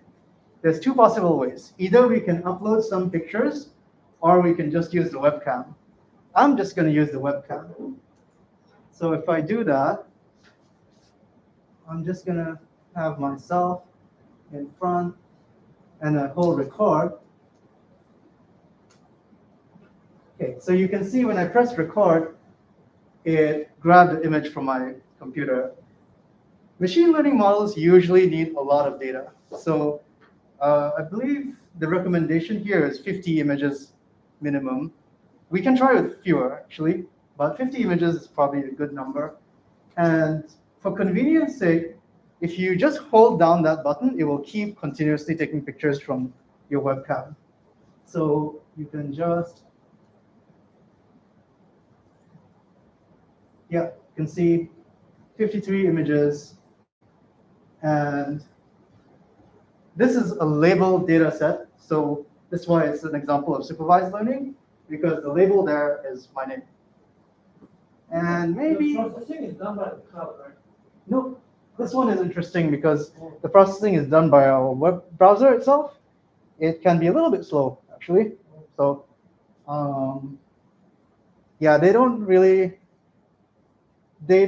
want you to use their cloud unless you pay for it. Well, you can actually use it for free sometimes, but for the most part, they prefer if you pay for it. Class 2. Maybe I put. Is there a way I can just? Okay, let me see. I'm gonna shift this so you can see the bottle without me being there. All right. So class 2 is gonna be model, and oops. Here we go. We're gonna do some recording.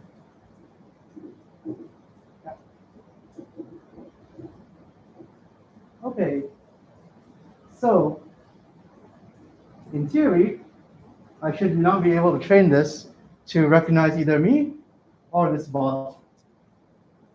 All I need to do is click train model, and then it's going to process this data for a while, might be about 10-15 minutes actually. And then once it's done, it will show me a view on the right here, where I can put something in front of the webcam, and it will try and figure out whether it's in one of these 2 classes. Ah, good. So we can see it's doing the training. And yeah, you can see it's a number out of 50. It's basically processing the images 50 at a time.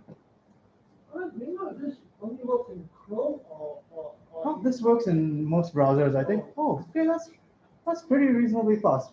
So this is not a super well-trained model because you can see when I'm not there, it thinks I am there.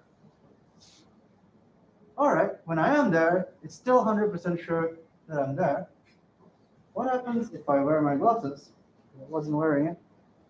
You can see, okay, it's still super sure. Without my mask. Oh, all right, that's interesting. As I move around, you can see it kind of wavers between them.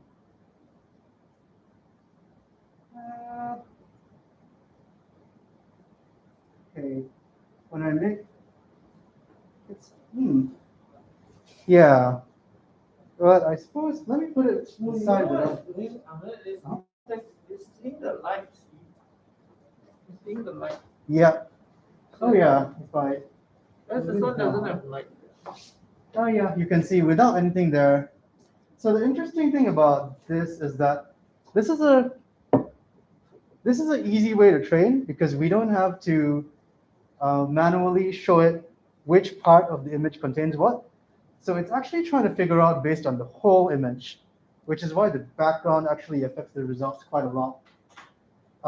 If we were to do like image training on our own computers using more manual approaches, you can actually label the data by putting a square on the part of the image which contains the things you want to classify.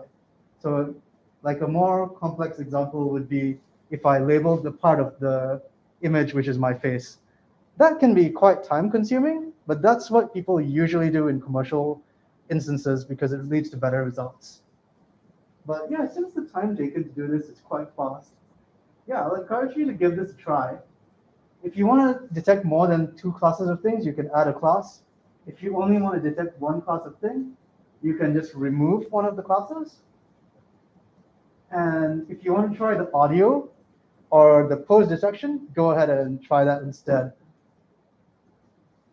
And I guess you can see if you want to better account for things like the background, something that I could have done to improve this is probably to move around the room with the webcam and take pictures of me with different backgrounds. That would help it to understand that the important thing in this images is not the background. It's actually me that's in the middle of the picture.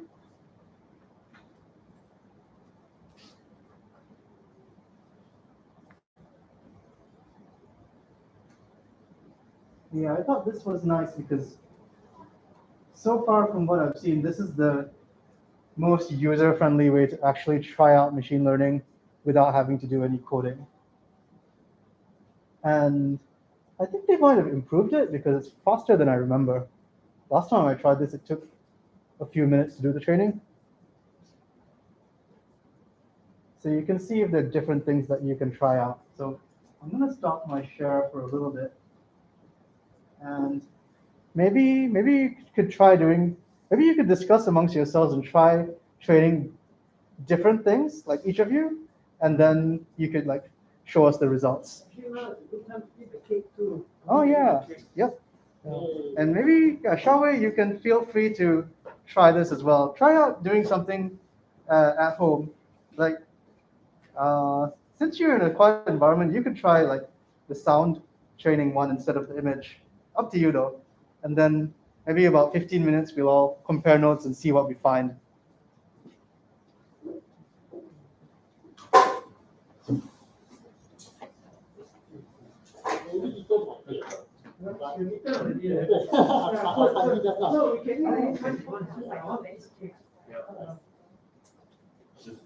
It's quite nicely packaged.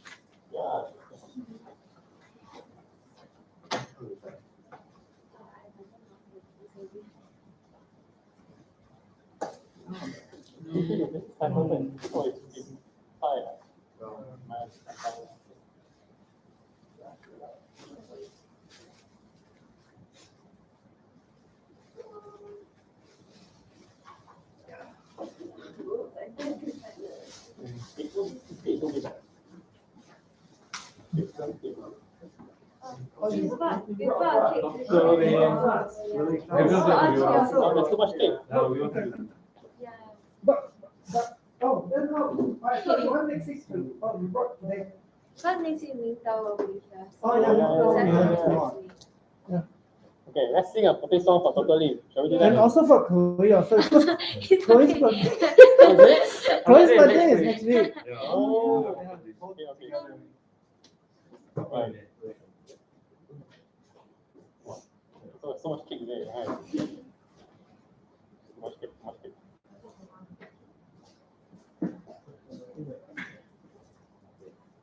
Oh no, it's on the cake. Oh no. What's that? The ice cream fell Oh, on the it's cake. Oh.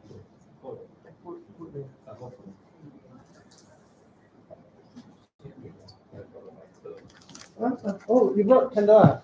Huh? No need bring candle. You brought candle?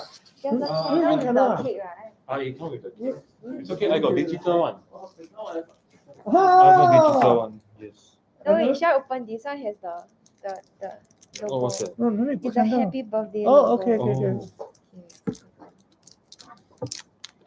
How should I? Put here. Yeah, can. Yeah, Fix them.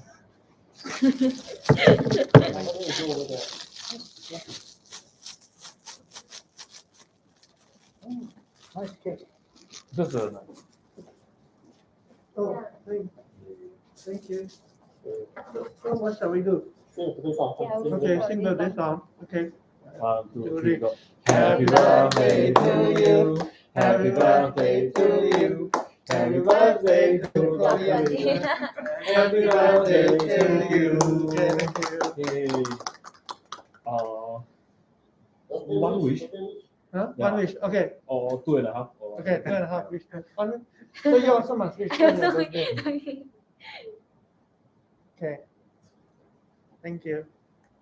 So now we cut, huh? Yeah. No, we have to blow the candle. Oh, blow candle. Oh, 1, 2, 3. Yeah. I think Chloe as well. Okay. Okay, one support. So Okay, we need to remove What shall we the do? side, the right? plastic Yeah. Oh, first. Plastic stuff. Yeah, how is here? I think it's stuck quite tightly. Can we? Oh, you can just tear it. Okay. What do you want? To put the berry back to the top. Oh yeah, I didn't think about coloring. Oh. No, yeah, but that's why I brought two. That's why I brought two serviettes. Okay. Each of us has two serviettes. Oh. Thank you. Okay. Yeah. Not just put inside the box. Nice box. We also wrote cards for you. Oh wow. Yeah. Oh wow.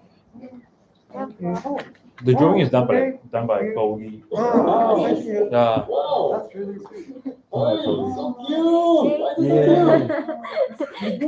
Yeah, Julie. It's so Julie.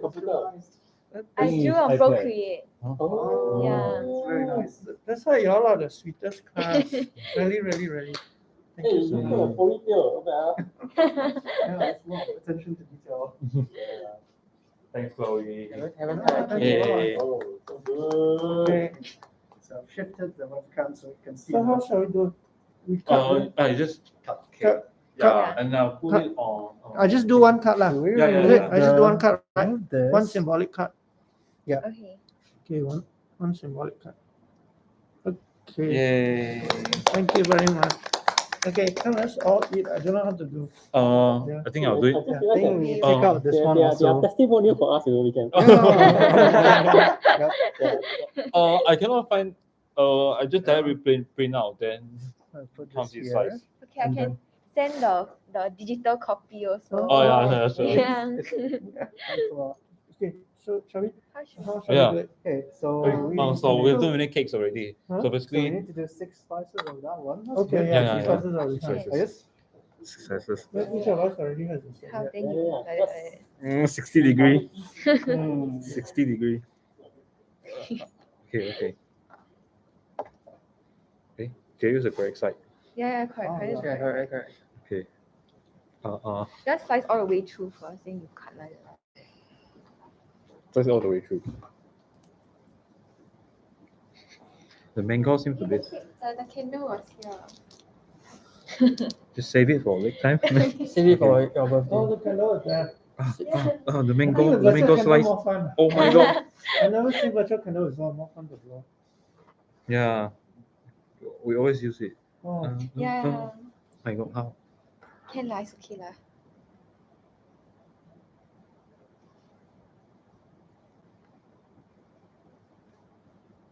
Everyone must get one slice of the mango.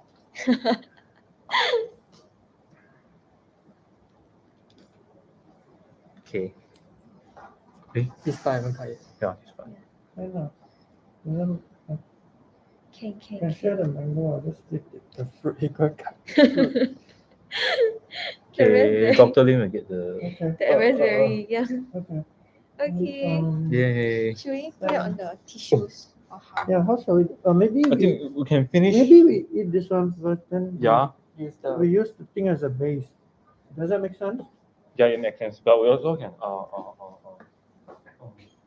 we can use this as a base. Shall we get out the Yeah. We can use it. Yeah.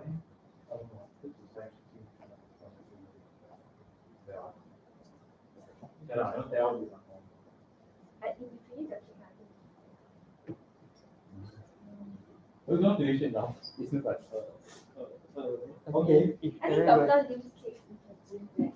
Oh, okay. Yeah. Bring back. Mr. Oh, One cake. yeah. Oh, okay. Yeah, we Okay. then we finish the cream cake. Yeah. Are you there?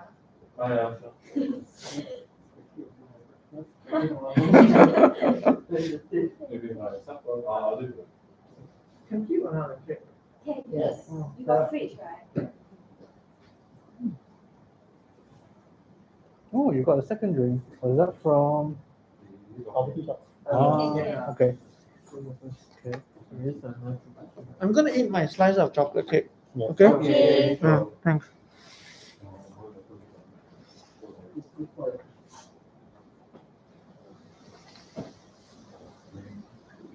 Still waiting. Why are you wondering? I mean, why are you looking out for what? So we're just looking and seeing the rain. It's Oh. raining. Is it raining since like? Yeah, it start when it's been raining since. Yeah. Hey, this thing is edible lah. This thing is edible. That's Yeah, I edible. think it's That's chocolate. take that. Mm. It's just a chocolate bar. Okay, then I'll put it onto the.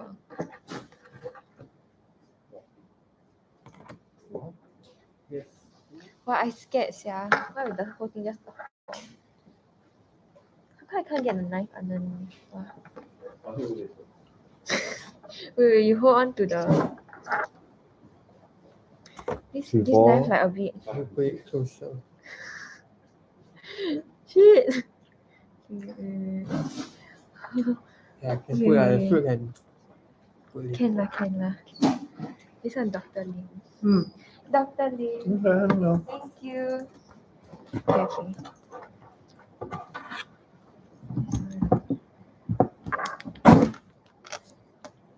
Ooh. Wait. How? Oh. Yes. Can. Sorry. It's okay. It's okay. Wait, wait. So I'll give to Mr. Ahmed. I put on the table. Let them fight over the raspberry. Just put here. Yeah, that one is square. Oh, That's This it. one came out nicely. Nice. Wow.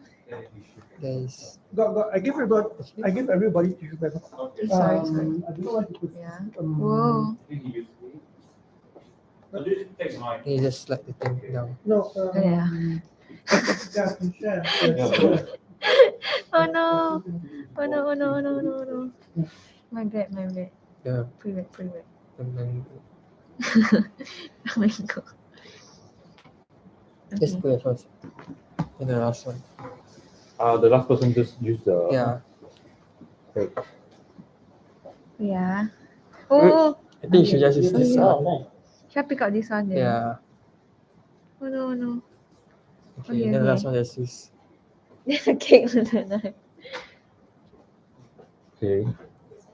Okay. Got enough for you, all right? Yeah, Yeah, oh, we this is cut great. 6 pieces.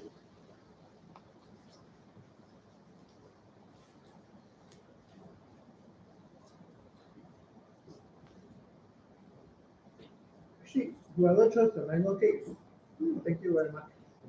Dylan. I'm quite fussy about what type of cake I eat. So, There yeah. there were two choices. Strawberry and mango. Okay. Yeah. Uh-huh. Yeah. I just No. This is good. Yeah. Uh-huh. I'm quite fussy about what I eat. by the time I reached the cake shop, still haven't opened. Then I went to around and see. Have a walk. So you bought today, Yeah, today. Okay. Fresh one. But you really did have a quiz, is it? You really have a quiz? Yeah, just now.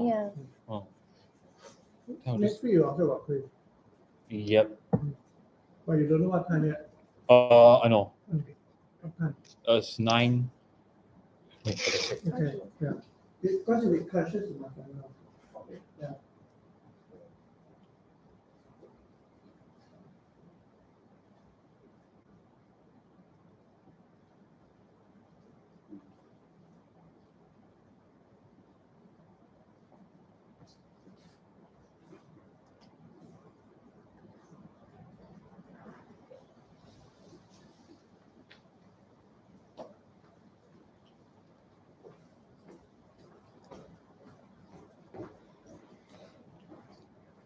I just have to stick this with a knife. I like to use a knife to eat. Yeah, rice heavy.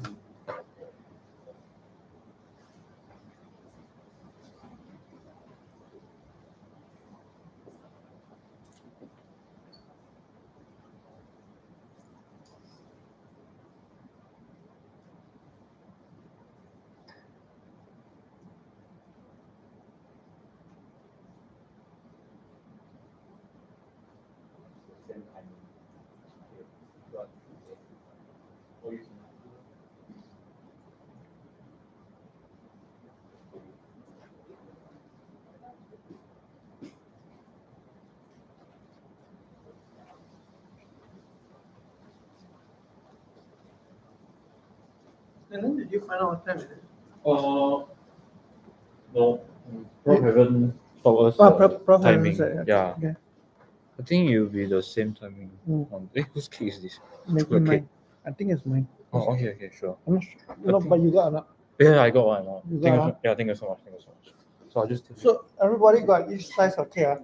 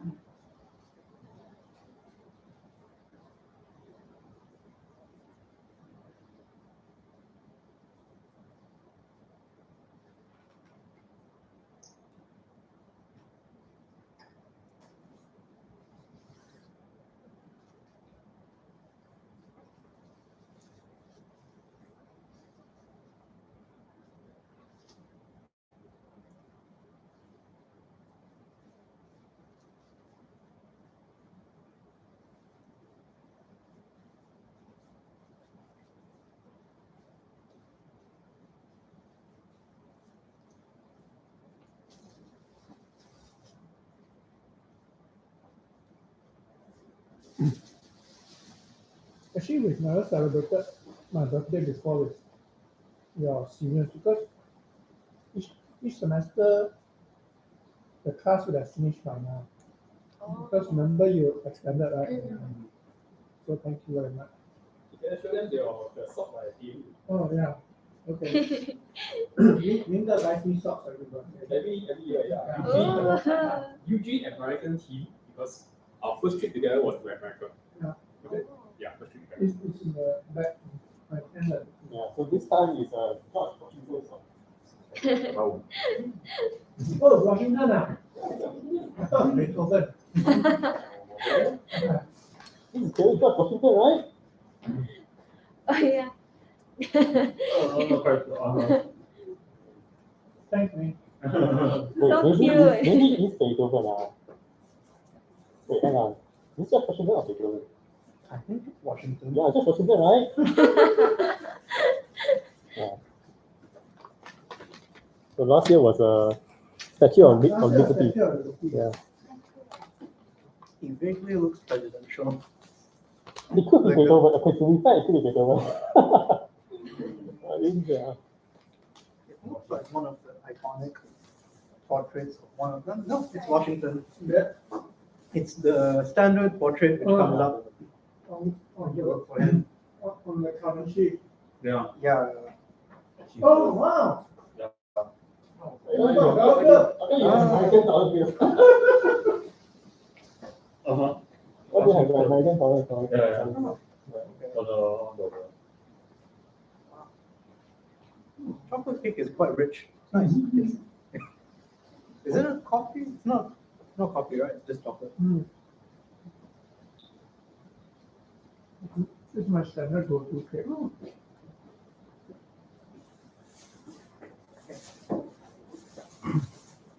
just give me the rubbish. Oh, okay. Thank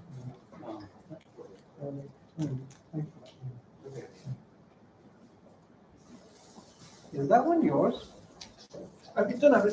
Has to be. Yeah. Mine is over here. Okay.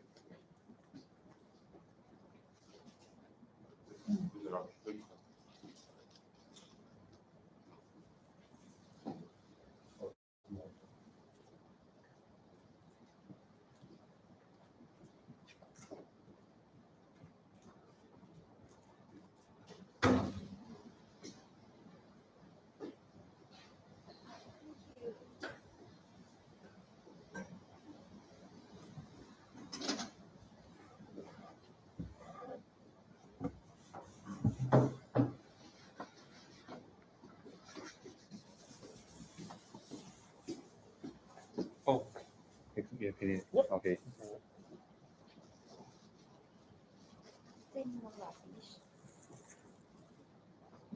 No more. Yeah, I collected all the. Okay, thank you. Sorry. Thank you. Yes, yes, thank you. Yes, thank you. Okay, very good.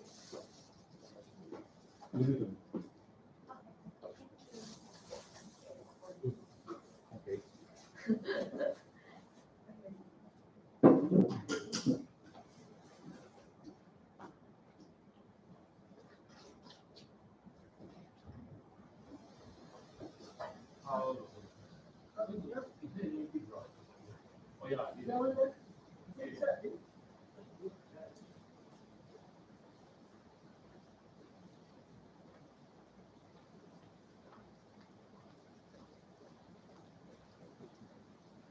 I put the thing here in case you need it. Okay, thank Yeah.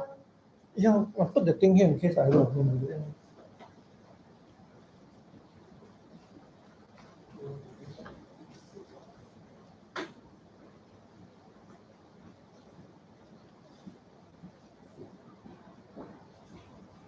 Is it you?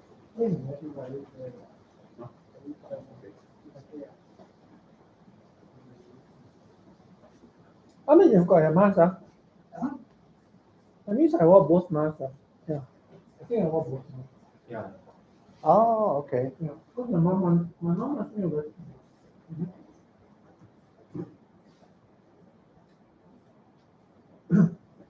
I got a spare serviette in case anybody needs.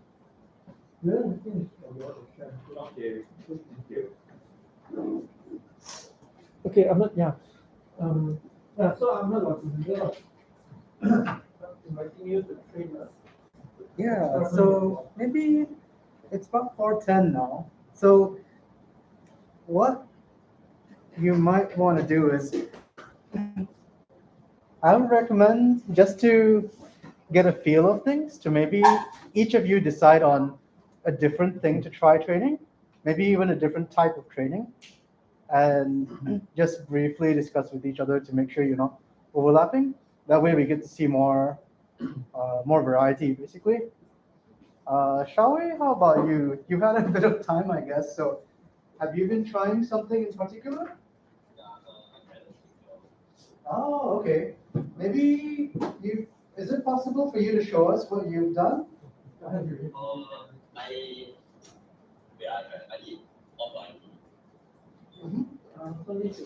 I need to grab him. Sharing. Is it? Maybe. Let me move this one. Are you able to? I do not know how to use iPad. The iPad was I do not know how to use iPad with the processor. So you were just looking at Yeah, then I don't press it in the I think another yeah. Sorry, are you able to share? There's a meeting settings section. What's it? Yeah, right. You would think For that- prompts are building the I'm doing image as well. Image. So you see someone. So I'm just sharing to get my idea. Oh. Yeah. Can But I want sharing to would be. detect it. No, I Let open me of show, course, or let's not open. You show it. You can just describe. Oh. You would think, Thing. okay? I think we can all do image but like different kind. Mm-hmm. We try that one then we're gonna try. Pose? Okay, we try pose. How about I try image but I use all faces. So we use like different faces. So then we can tell the difference. Okay, then I put my face in for then you all put.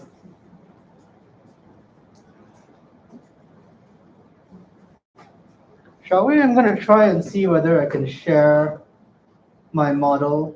Let me share the screen so you can see. Yeah, the same how right. There is an export button. Am I? Okay. So, shall we? I clicked on the export model button at the top right, and then it brought up this screen. And I have clicked on upload, and I'm waiting for it to. Oh, okay.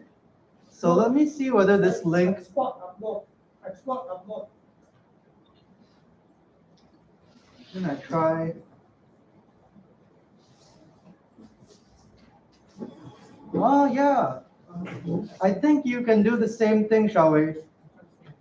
So shall we? If you click the export model button on the top right, and in the new pop-up which comes up, if you click on upload, it should give you a shareable link after a little while, which you can then try to share. I guess not on.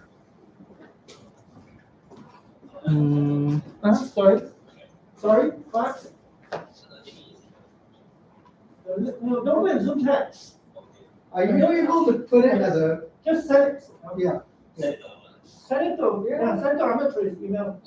Yeah, that sounds good.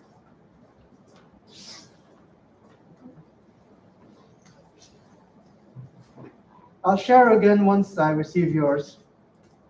And thanks.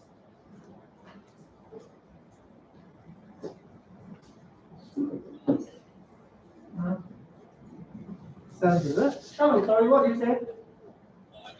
Okay. All right, cool.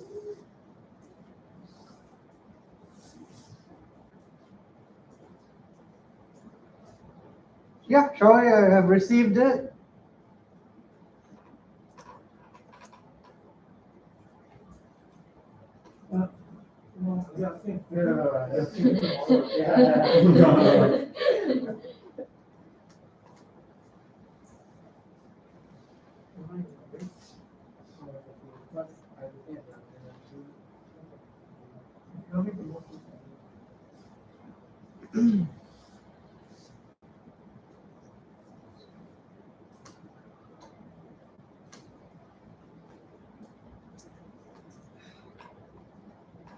Oh, okay. Whoops.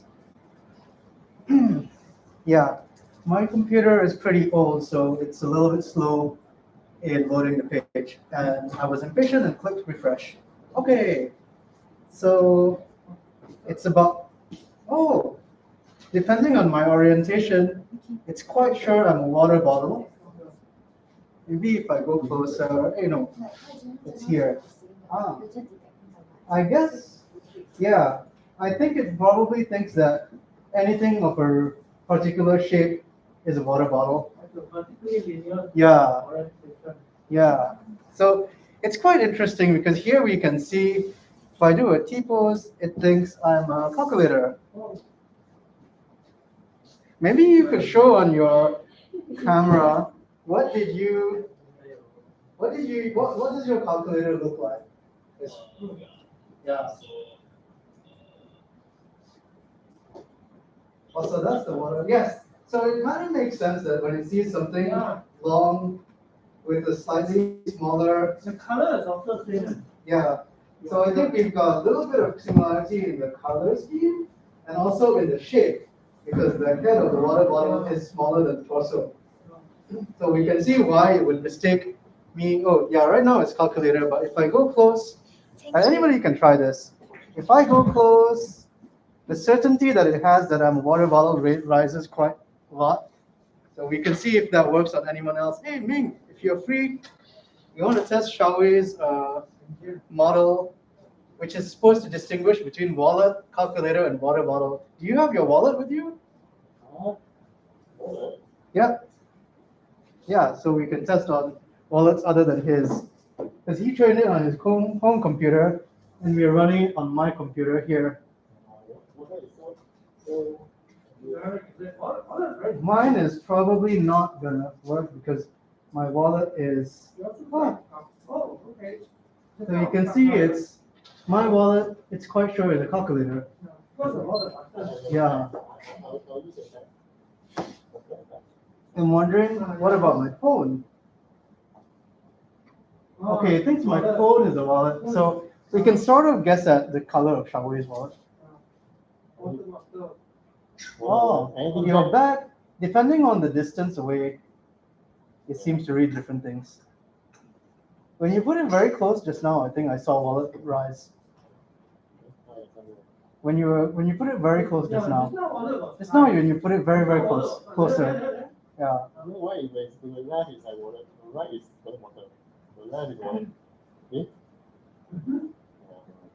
It really depends on the training data here. Here we see the final model basically.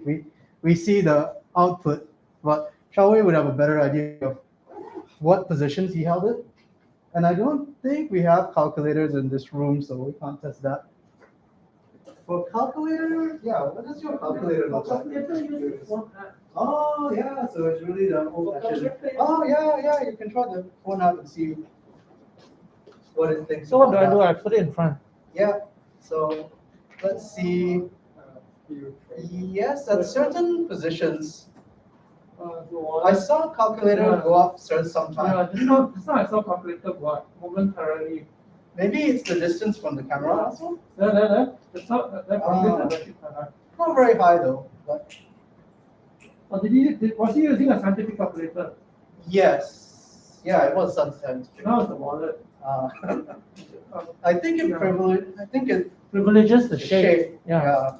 This one's quite interesting because we're letting it do more decision making here because we're not specifically telling it this area of the screen is the thing that we want you to notice. So it has to make more decisions about, okay, what exactly is the commonality between all these images? So Now ironically calculator is higher. yeah, for whatever reason. So sometimes, because machine learning involves the machine learning from the data that we give it, but we're letting it decide how to learn, how to make sense of the data. We don't always get expected results. So a lot of times in machine learning, people will spend time refining the models, retraining it, changing different parameters to try and get better results. That's not, we don't have a lot of flexibility with teachable machines. That's kind of the trade-off between the ease of use and the customizability and the ability to really, really refine it to get high accuracy. But I think this works for us because like we're not intending to ship this as a product which is going to run on a phone or something like that. We just want to learn more about how this whole thing works. So another thing, Is it worth talking about the various styles? Would it help them to understand what's going on? Like weights? It's a bit, The thing is way too deep. might go a bit too deep. Next week I'll touch on deep learning in a very surface level way. The term weights has meaning in deep learning, but it is a bit complicated, so I'm not gonna go too deeply into it. I guess for everyone, once you're done with your model, you can share and then I can put it on the screen. Since then that will let everyone take a good look. So let me take a look and see. Oh no, this is crop. Just how to share again. So for sharing, Oh, okay. So it's quite straightforward, is it? yeah, there's an export button on the right, and then once you go into the new window, you can see. I'll stop my share for a little bit. And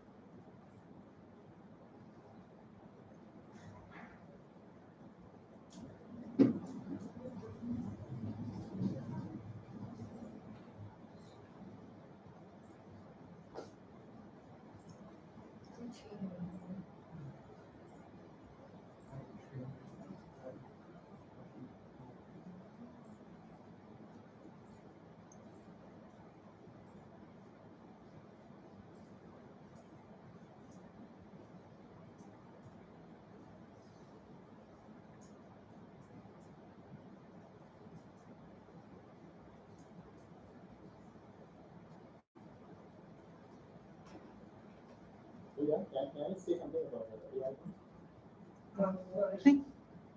Yeah. Oh, okay. Are you guys done with? Oh no, I think they're. No. Meanwhile, the other. No, I mean, I want to say something about AI, a short discussion maybe, because it's how much part over? I'm not in the middle of something, I think.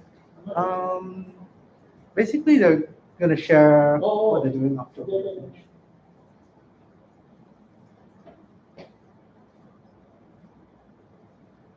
You're waiting for them to share or you're Yep. giving them time to think or what? What's the thing? Giving them time, yeah.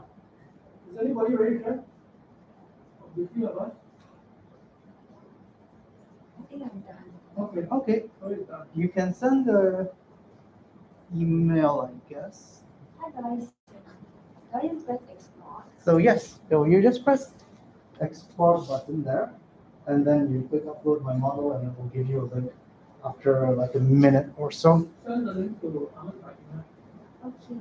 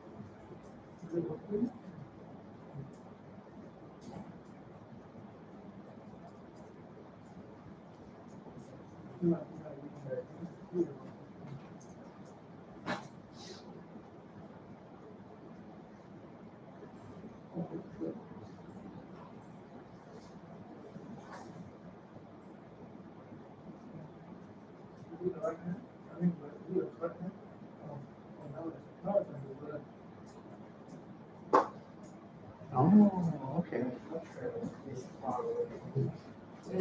Sorry. Yeah, that's not working, is it? So when you, yeah, when you are the right, when the property is satisfied, Yeah. right, yeah. Oh, it's So, Chloe, could you maybe, yeah, you could just briefly describe the work. okay, so this Chloe thing, right? Yeah. Mhm. So my input was me, Yihong, and Dylan's faces. Okay. Yeah. Oh, okay. Could we, yeah, if we Yeah. could demo it, I guess we'll need well, at least one of you to I demo. I go first. Yeah. All right, it's pretty. But it's like fluctuating. Yeah, it fluctuates a little bit. I think it probably depends on like maybe what the orientation of the camera was when you took the screen or when you took the pictures. Oh, half didn't have the. Yeah. They may be tracking some similarity in the jacket. I'll have to say exactly what it is. There's also the fact that all three of you are wearing the same color of mask. Oh yeah, that's It would true. that would be a factor probably. We try. Let's see, like Dylan, how high of probability? I Oh, feel like the not model is bad. leaning towards Dylan Yeah. because I also you Thanks.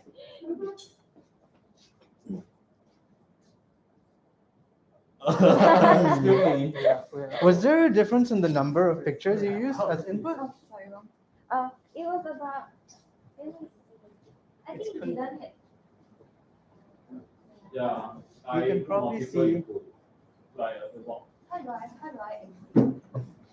So you can just close that.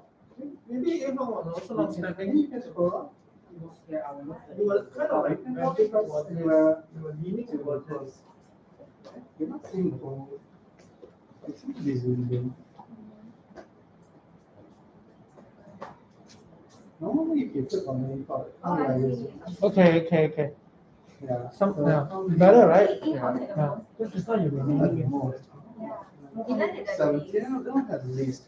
I Okay, it's that's because I took interesting. from different angles or I took No, like we this. also Could be. But, yeah. Yeah. When it sees someone who's none of you, at least good thing here is that the percentage is not increasing a lot. That's good because that means when it's someone else, it's not like giving you a false positive. It's not like super certain Oh, that. so someone- you've tried it? Ah, you can see. So it's ambivalent about you, right? Yeah. Yeah. Yeah. Though oddly enough, when there's nothing in the frame, then it's Dylan. There's a golden. Yeah, okay, it did it everywhere. Yeah. I guess yeah, for whatever reason, there's nothing. When there's nobody in there, it's kind of more certain that Dylan is there. It thinks you're invisible, hiding somewhere in here. Thank you. Ah, cool. So, yeah, we can move on if someone's ready to share the next thing. I shared you. Ah, yeah. I got everyone's. All right, so I'm gonna close Chloe's one. Let me go in order. I'll show Dylan's and then I'll show you Holmes. Okay, so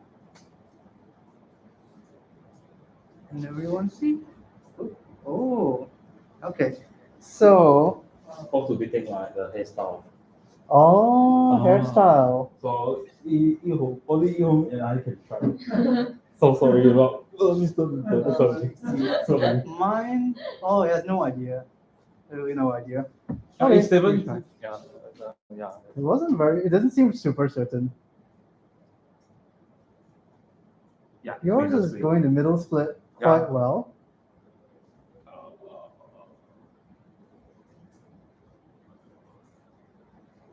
Yeah, there's a lot of fluctuation. Oh, now it's 7.3. Yeah. Oh, okay. Oh, cool. And then Oh, Oh, wow. so it's very well trained on your hairstyles changing. That's quite cool. Does it work for anyone else, or do you train it? Yeah. If you don't mind, we'll take a look and see what it detects. Oh, messy. Okay. Yeah. I'm so sorry. I'm so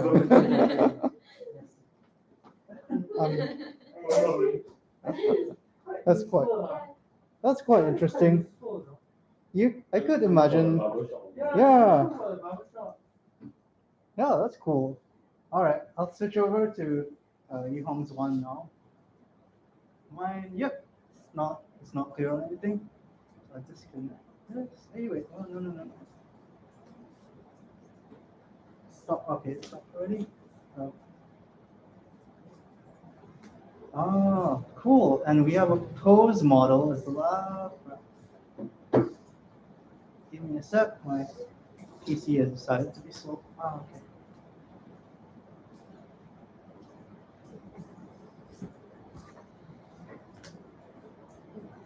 So this one, it's supposed to be looking at hand raise, right? Yeah. So this says Oh. not. It doesn't work very far. Okay. Do you Yeah, want if to it shows show to it. how exactly?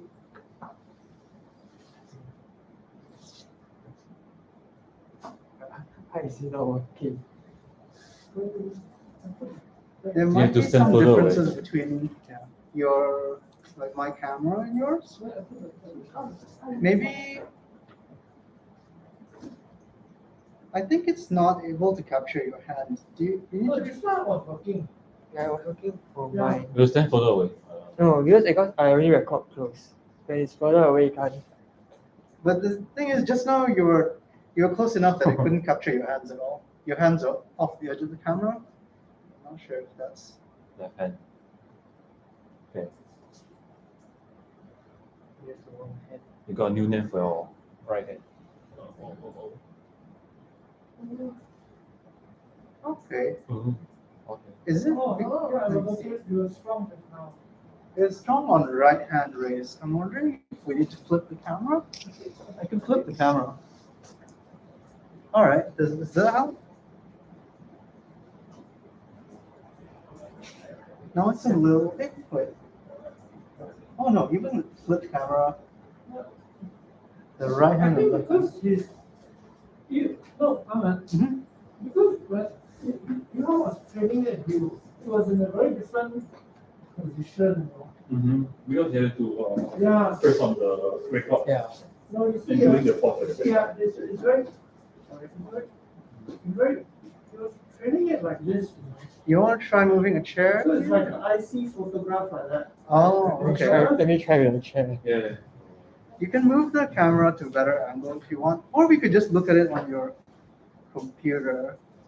I mean, at least this will let Xiaowei see the model, or we can try doing the test on the computer. There may be some differences in my, like maybe camera field of view or something.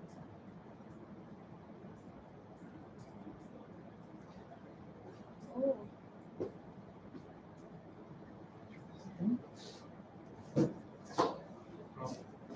I tried my left hand. Oh, let's try on yours.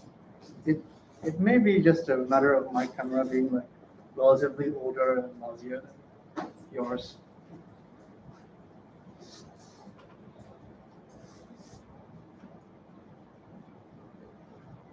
My left hand is weird. You could see how it works on yours. Yeah, it's probably be a matter of the camera itself. So how to get a pose? It's one of the selected items here. Yeah. You choose between image and pose, right?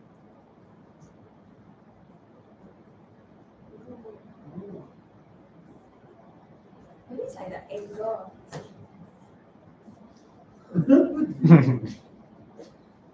That's all. But I was No, so young. interestingly enough, when you look at the skeleton, it's not reaching to the top of your arm. It's not actually tracking your arms. It's only tracking you until the elbow. Oh, I think here it may be, I think you may need more examples where it can actually see the whole arm for it to improve. Because I think it may not have data on this part of the arm. So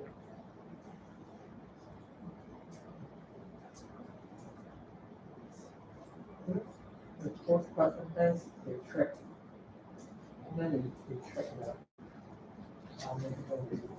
usually it's recommended to be further back. Like, in order for it to track your arms, you need to see the lines. So you need to go to a position where you can actually see the lines in the body. Then it's actually tracking. I think it's designed for like, ideally you should see like, your whole body in order to be able to tell. So post projection is a little bit. oh yeah, maybe it's close is for the whole body. Because currently the baby Yeah. doesn't know what it's looking at. You can. I think you can tell it's partial, it's sort of, but I think it's more accurate when you can see the whole body at once. Or at least it's giving you more data. Okay. It's then static. I suppose it's supposed to be both hands down. yeah. Oh, okay. Static. Oh, the static is sort of accurate here. It's 100%. The problem is that the hand raise. Oh, I'm getting left hand raise. I don't know why it's left hand. Did I flip the camera or not? Oh, okay, now it's right. accurate now. It's accurate now, right? Yeah. It works on you. It works on you. Oh, okay. You have to move your hand closer to the frame.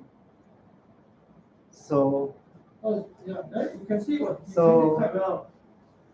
It's Yeah. looking at the angle. yeah, if my torso is in the center, then it can't tell what's going on because my hand is. Ah, okay. But yeah, it's actually quite good.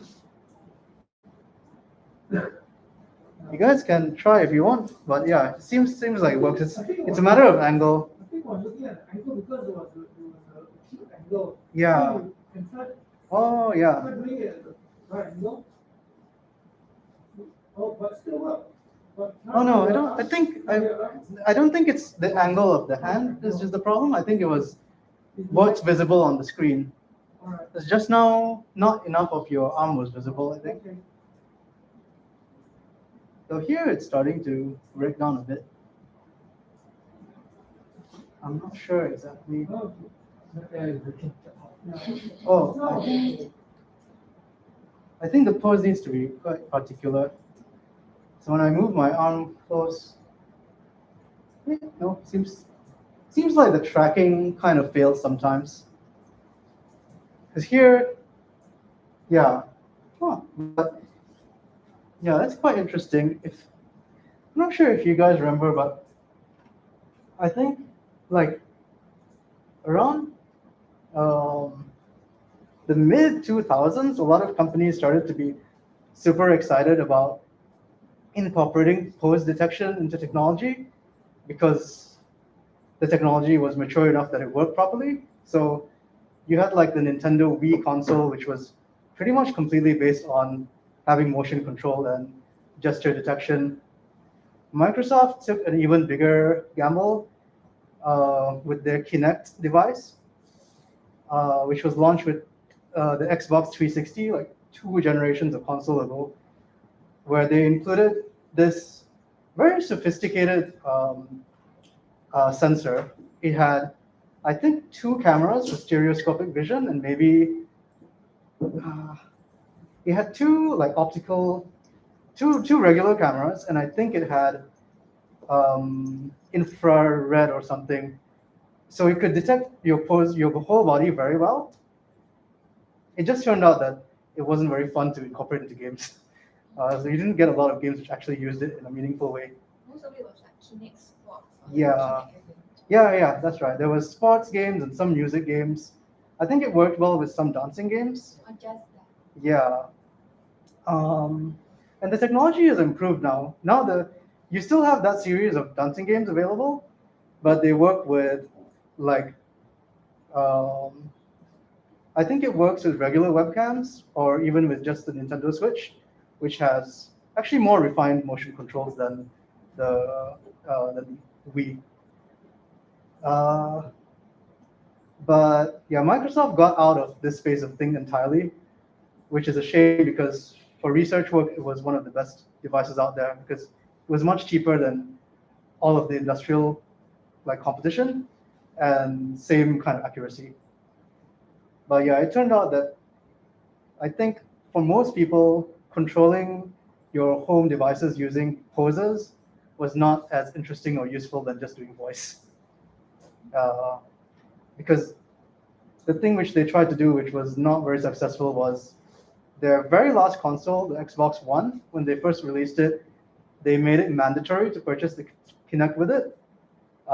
You couldn't purchase it without it, basically. People really didn't like that, just didn't sell. So they dropped the whole project.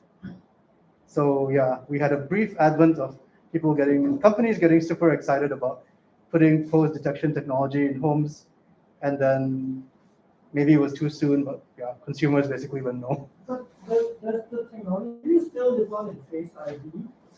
Different, I think. Pose is like detecting the whole body, and like this skeleton, this thing that we're seeing here, basically, Okay.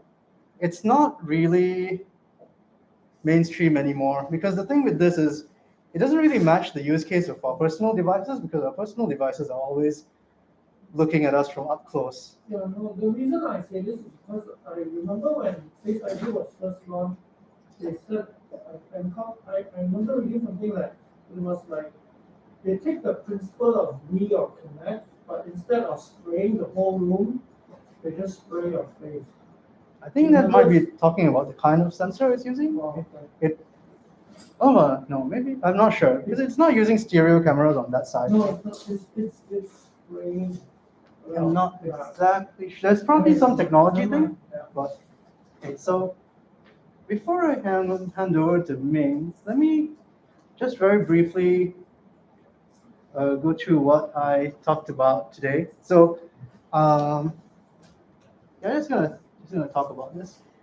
So we went to very quickly today what is AI as a whole. So basically, we're looking at AI as a way to get computers to intelligently perform tasks, and sometimes they're learning and how to improve on the tasks. Sometimes they're just kind of pre-programmed with certain basic behaviors.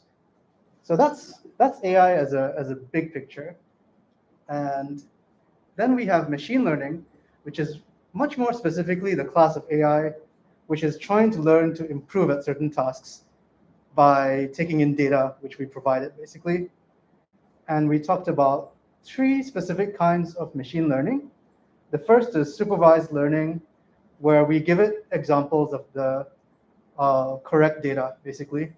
Like in this case, we gave it examples of the data, which was our faces, or in your case, it was the poses. And then it's supposed to learn to distinguish from that data set. And for supervised learning, very broadly speaking, the more data you feed it, the better. And it's become quite big and quite important now because with the internet and with IoT, sources of data to train computers are like, there are just lots of sources. There's almost too much data, basically. So it becomes, they become quite successful with that much data to work with. And there's quite a lot of different applications. Second type of machine learning we talked about was unsupervised learning, which is the more exploratory type where you give it a data set, we don't tell it anything about the data set in particular, and just ask it to find patterns for us. And the third type, of which I don't have too many like real world examples other than games and the racing one, is reinforcement learning. Where reinforcement learning is yeah, you can think of it as training an AI to win at a game, or um, reinforcement learning. Basically, yeah, we don't give it a labeled data set at all, or even an unlabeled data set. We just ask it to take actions in a space and figure out how to optimize to earn rewards, where the reward is winning the game, for example. But I thought it's like reinforcement learning is first trained and then No, it's oh, that one is no, supervised. it's not.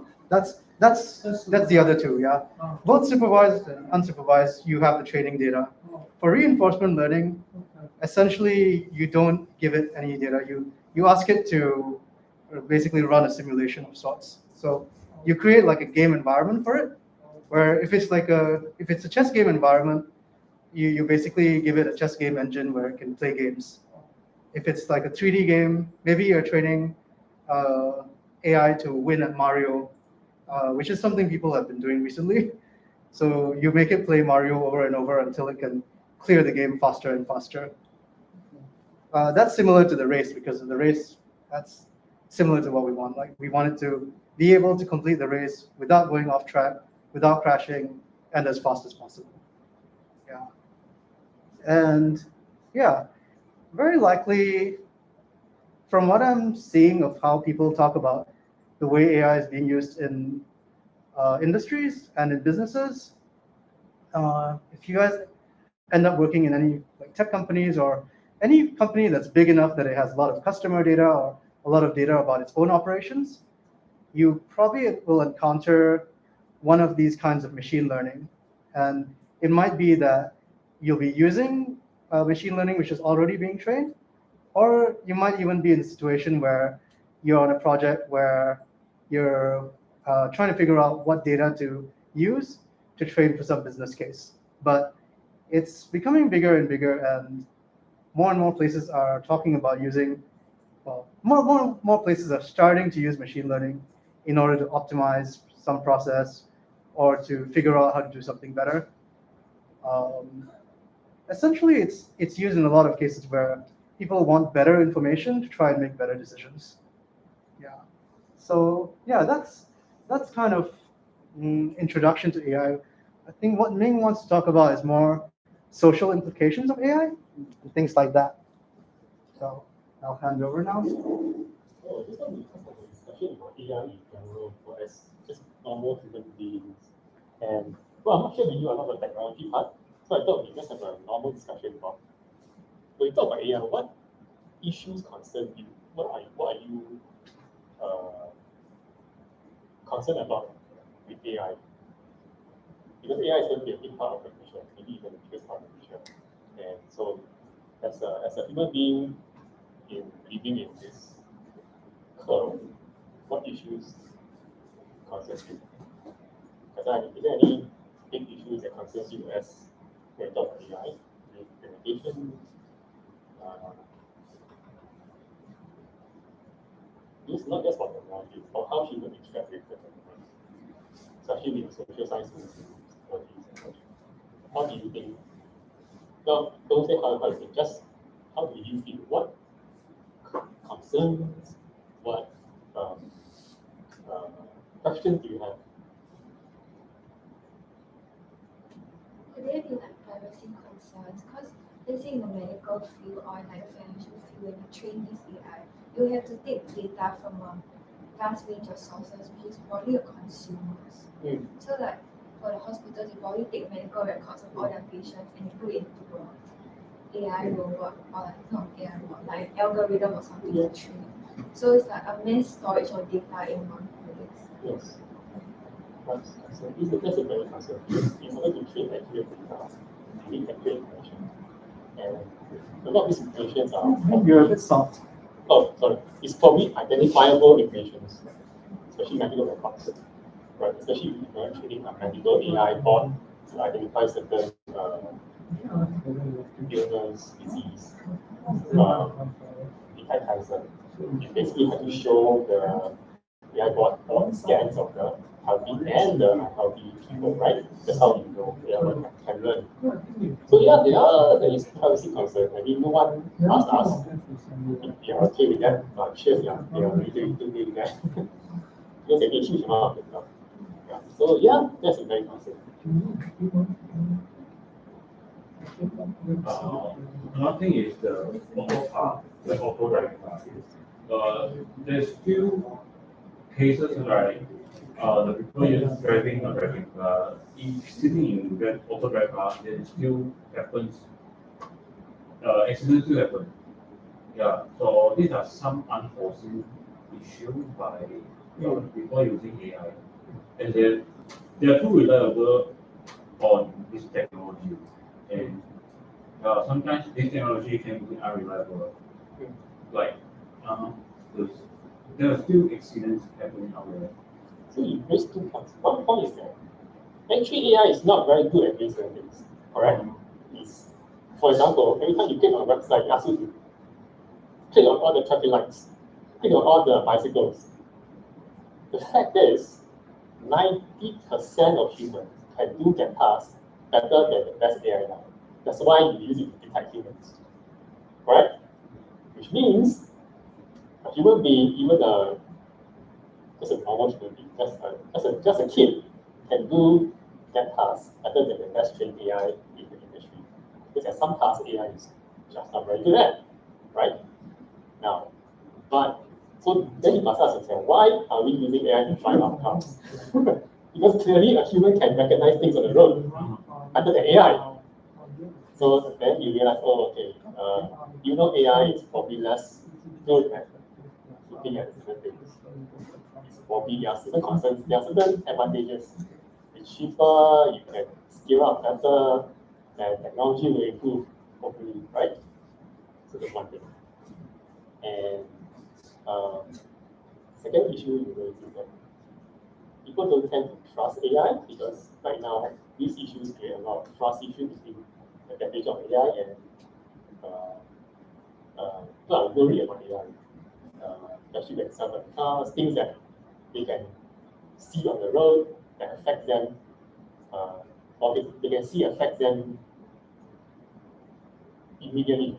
Like the car driving down the road affects you immediately, right? Government data website. We don't see it, so we don't feel that it affects us. But self-driving car with no driver, people get worried instantly. So there's a trust issue. And yeah, actually for trust, Related to that, there's something I could add. We also have issues with how AI is used because it's so dependent on the data sets that we use. Something that AI researchers have identified as a big problem is if you start to use AI based on existing data sets, you can cause problems by reinforcing biases that are existing in organizations. A big example recently is that we've started to have a lot of vendors which are offering companies AI tools for recruitment, basically for sifting through job seekers. And the very obvious thing that comes up is that if you use this as your first way to sift through job seekers, you're pretty much just going to reinforce whatever biases the companies have already. The very, very obvious thing, which has been shown in the US, but I think would affect Singapore as well, is that it's just going to sift out most of the women for no reason, because they don't hire a lot of women, especially in tech. In US, you have the racial problem of sifting out most of the non-white people because A, there are fewer of the applicants, and B, a lot of companies just are biased in how they hire. So this applies to any case where we are taking a data set and starting to use it in public. If you don't think about this kind of thing and consciously work around the problem, you're going to have problems when you apply AI for decision making, especially when you're using human data. So that's also a big concern, which there isn't like easy solution for. You just have to kind of companies, organizations which are using data have to know about these things and have to make plans on like, okay, if we have this existing problem, how do we account for it and retrain the AI or something like that? Or maybe don't use exclusively just the AI to make the decisions. Yeah. So I want to raise a very good point. So on the question of trust, so it's a dichotomy now. One is that how do you convince people that you can trust the decisions that AI make? Because if you're learning, if you're using AI, machine learning, or even deep learning,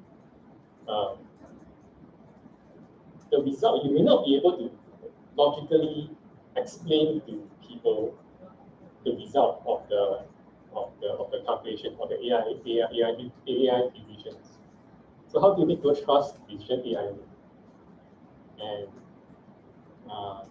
now the other end of the spectrum, okay, so you might think that people eventually will naturally trust AI, but then I can tell you maybe there'll be a lot of resistance.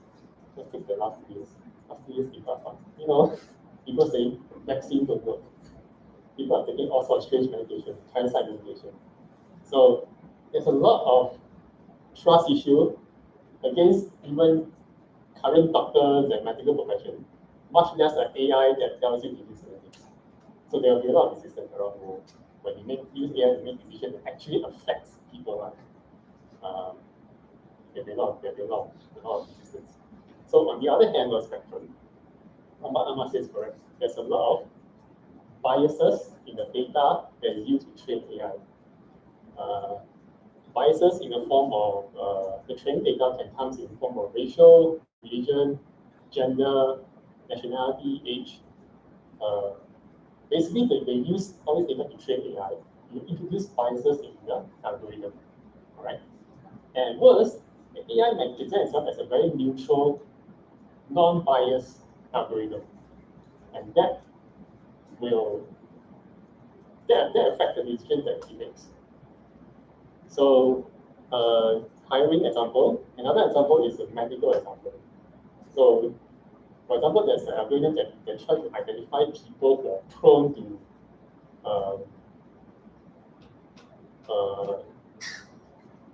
what's it called? Pneumonia, right? So if you have pneumonia, there's a chance that you will need intensive care. So the algorithm tries to identify people who are prone to needing intensive care if they are admitted for pneumonia, which is the infection of the respiratory system. Now, they use it for a while, and they realize that there's a big problem. The problem is a lot of asthma patients who should be under the intensive care are not too under the intensive care. The reason is if you have asthma and you have pneumonia, immediately you will suffer very, very big symptoms. The doctor will put you into intensive care right away. So the training data that they use don't have any asthma patient because immediately and even at the ambulance stage, they will transfer directly to intensive care. You will never be at the A&E waiting, so your data is never affected. So basically, what I'm saying is there are no A&E patients that has pneumonia and asthma because they are so urgent they need to be transferred directly. A computer never encountered any asthma patient, so computer algorithm doesn't know how to doesn't learn that asthma is a very big factor in pneumonia. So they send all the asthma patient home. So this is biases in training data. And this is a social science issue. This is learning how to train computers which are basically what they know is basically what you feed them. And this is the result. Biases is going to be a big factor in how effective our deep learning, our machine learning solutions are. And biases exist in all sorts of categories. If you're using AI to monitor crime, there'll be biases in the data that you feed. If you're using it to hire people, if you're using it to identify people who has high potential. For example, you're trying to identify students of high potential to focus on. Are you sure your data is not biased? It's probably biased, right? So on and so forth. So now, so there's a dichotomy. One is that people don't trust AI, and the other side is saying that it's not that we don't trust AI, it's that we do trust AI. AI is really taking charge of the world. It's taking a lot of decisions in the world right now, but it's very stupid. All right? So there's still the dichotomy. And I think this will be a big thing in the coming decade. How much we trust AI? How do we trust AI? How do we know that AI is making the right decision? Yeah, and how do we train AI? So these are actually not exactly technological problems. Part of it is definitely sociological and human problems, right? Because the technology might exist, but the data that you present to the AI will determine the result. AI is, after all, just a machine. So there's still a lot of job for social scientists, psychologists in the AI field, definitely, because we need to have people who know how to select the right data, or at least present the biases in the algorithm, in the result. Yeah, so I think it's quite an exciting time for social scientists and for people in technology and engineering. Yeah. Biases in AI is really a big issue. Maybe we have a racist AI, we don't recognize black people. Because all the people they use to train facial recognition is white people. White people, so the facial features. So yeah.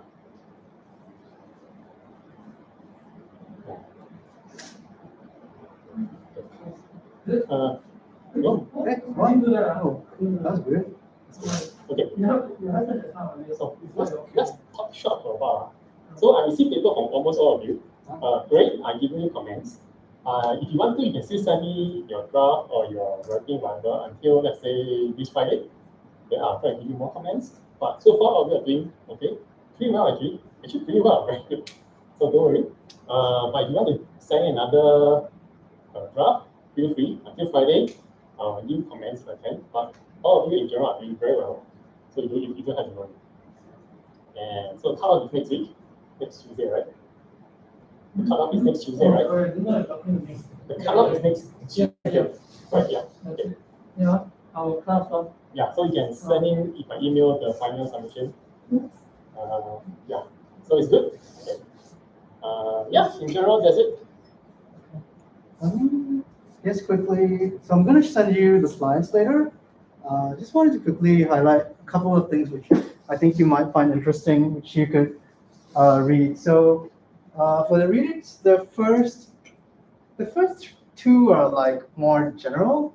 So like history of machine learning. It's a nice visual timeline where it actually goes through like a few hundred years of what was the very, very early things before computers existed to more recent things. So you can read if you want to find out a bit more history. Everyday examples is nice because it goes into a little bit more detail about different examples of how AI is being used in different sectors.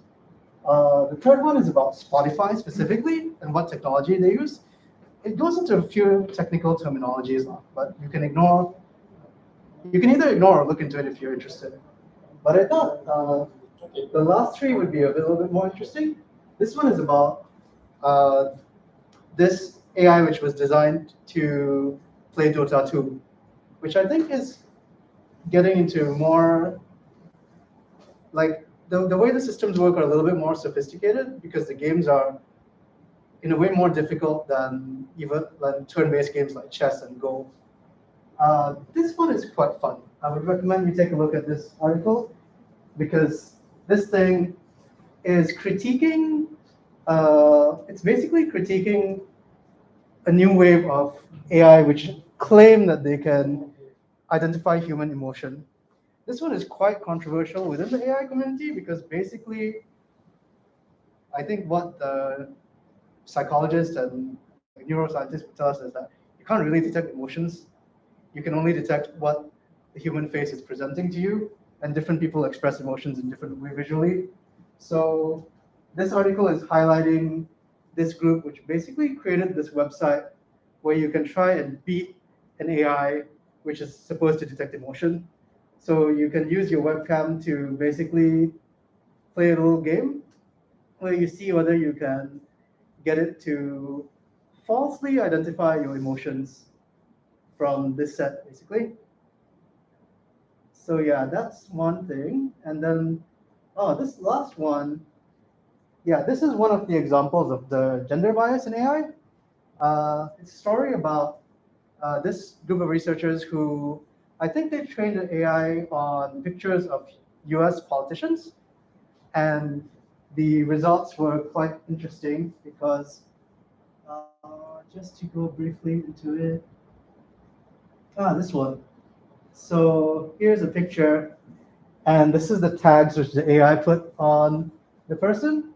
You can see that for the male, I'm not exactly sure how the training was done, but yeah, 88% official, 82% spokesperson.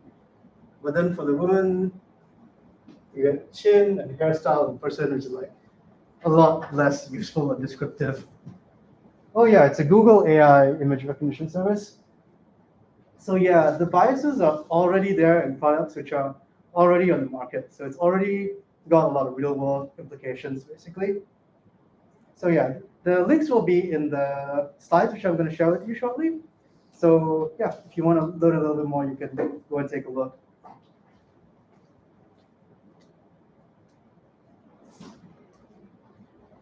Yeah. Yep, So I think that's it for me. So, if any of you want to see us for your feedback thing, just feel free. Okay.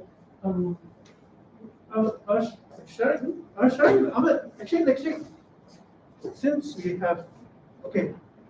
So next week, assuming we take the full 2.5, 3 hours, we don't need two, we don't need two. Okay. But assuming we take the full, then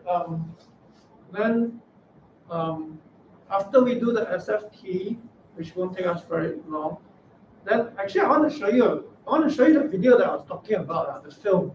It'll probably be about 1.5 hours. But I think it'll be interesting because it was made in 1983, which is before everything that you're used to, before the internet, before the iPhone, and then I'll show you a very early form of video games. But it will also, I think, it will also help Ahmed link some of the concepts for you regarding AI and training. Okay, so hopefully you'll find, but it'll be a bit passive for 1.5 hours because you're just watching the movie. So I hope you don't mind that. But I like the movie a lot. I think I watched it a few times and I still think it's very relevant to today. And then of course there'll be a bit of time left over for us to do whatever we want us to do. Okay? Okay. So we are free to help you with anything, and if you want to go, thank you so much. Thank you, Sharay.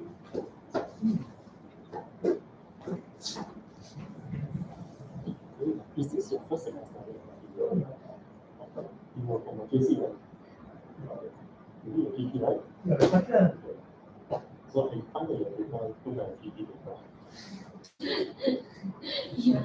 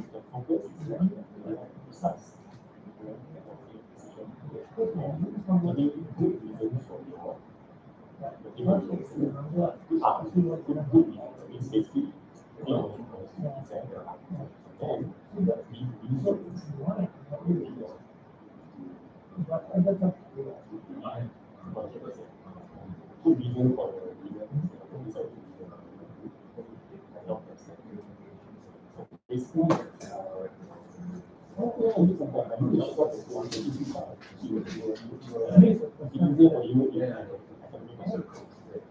So What GPA was question? Just, it's just a comic service. it's just two things: clarity and precision. Wow. Clarity and precision is inside. You must be Okay, then that's fine. able to not have the sense that be very clear what you're trying to say. And it's very No, I precise. mean, At least you use words that you make a point, and your structure is clear, because I know this part of knowledge. Yeah, sometimes that's a problem, because sometimes you don't understand. I also, So that's it's the clear. trick of it. And as I said, the way you ended it, like, although unexpected, which is good. So if you can do it, you are very Feels much like, something feels that like you are out before. Okay. so, So let's say you want to say X is true, right? um, Now, the X can be a degree of things. The I know X you can said, actually be a so change the very small thing. So there's a degree of true thing. It's a range of true or false thing.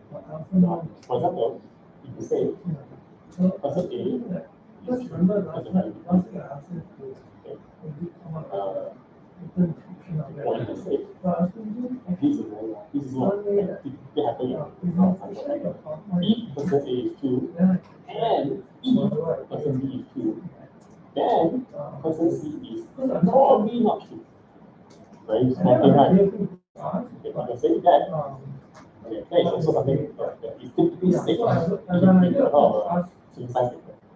So okay, so, the degree of strong a claim to is. notice this person who might be asking, it's not a good work, So but he will probably know people who know. typically you need to say what I was thinking instead of why copying, you are doing it. It's really from with a description, or so something. they were wasting my time.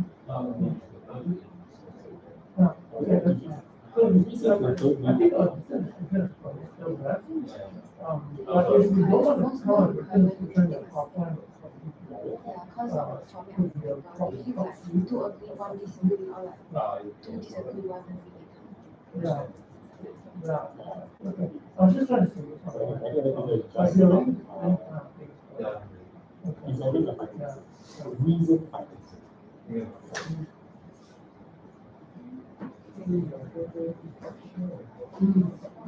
Okay. So I think you will write people you understand. The trick is the smaller your claim, the easier it is to say that this is definitely. The bigger the claim, the more general your investigation. So you say that how much is wrong? Okay, well, very vague. So usually the conclusion is not that definitely right, how much definitely wrong. It's probably that how much is probably wrong. Even wrong, even false context. But if you have a very precise, very small thing, it comes view of because right is wrong, and then high legal or then our current economic policy is beneficial. That is very small. So that's this like, oh yeah, if all this is true, so that's how you structure it. Actually, this is not wrong. Okay, all these are not relevant to what people you're writing to this one. Just like you can structure your claim to a degree. So when you scale the degree, the place you make can be scaled also. So inside the lab, I think of a simple like of a people with that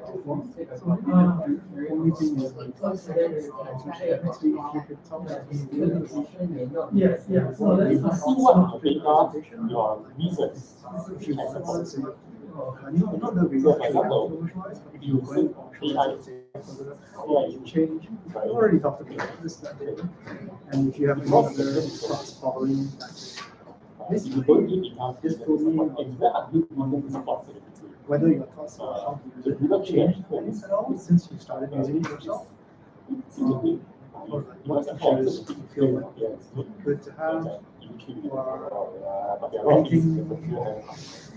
I guess basically just anything that AI you is any thoughts you have on the project since then. for You don't have to see so the only part of the people who use it for human resources, so I think it's good if you roll out economic or especially since education, you've got it.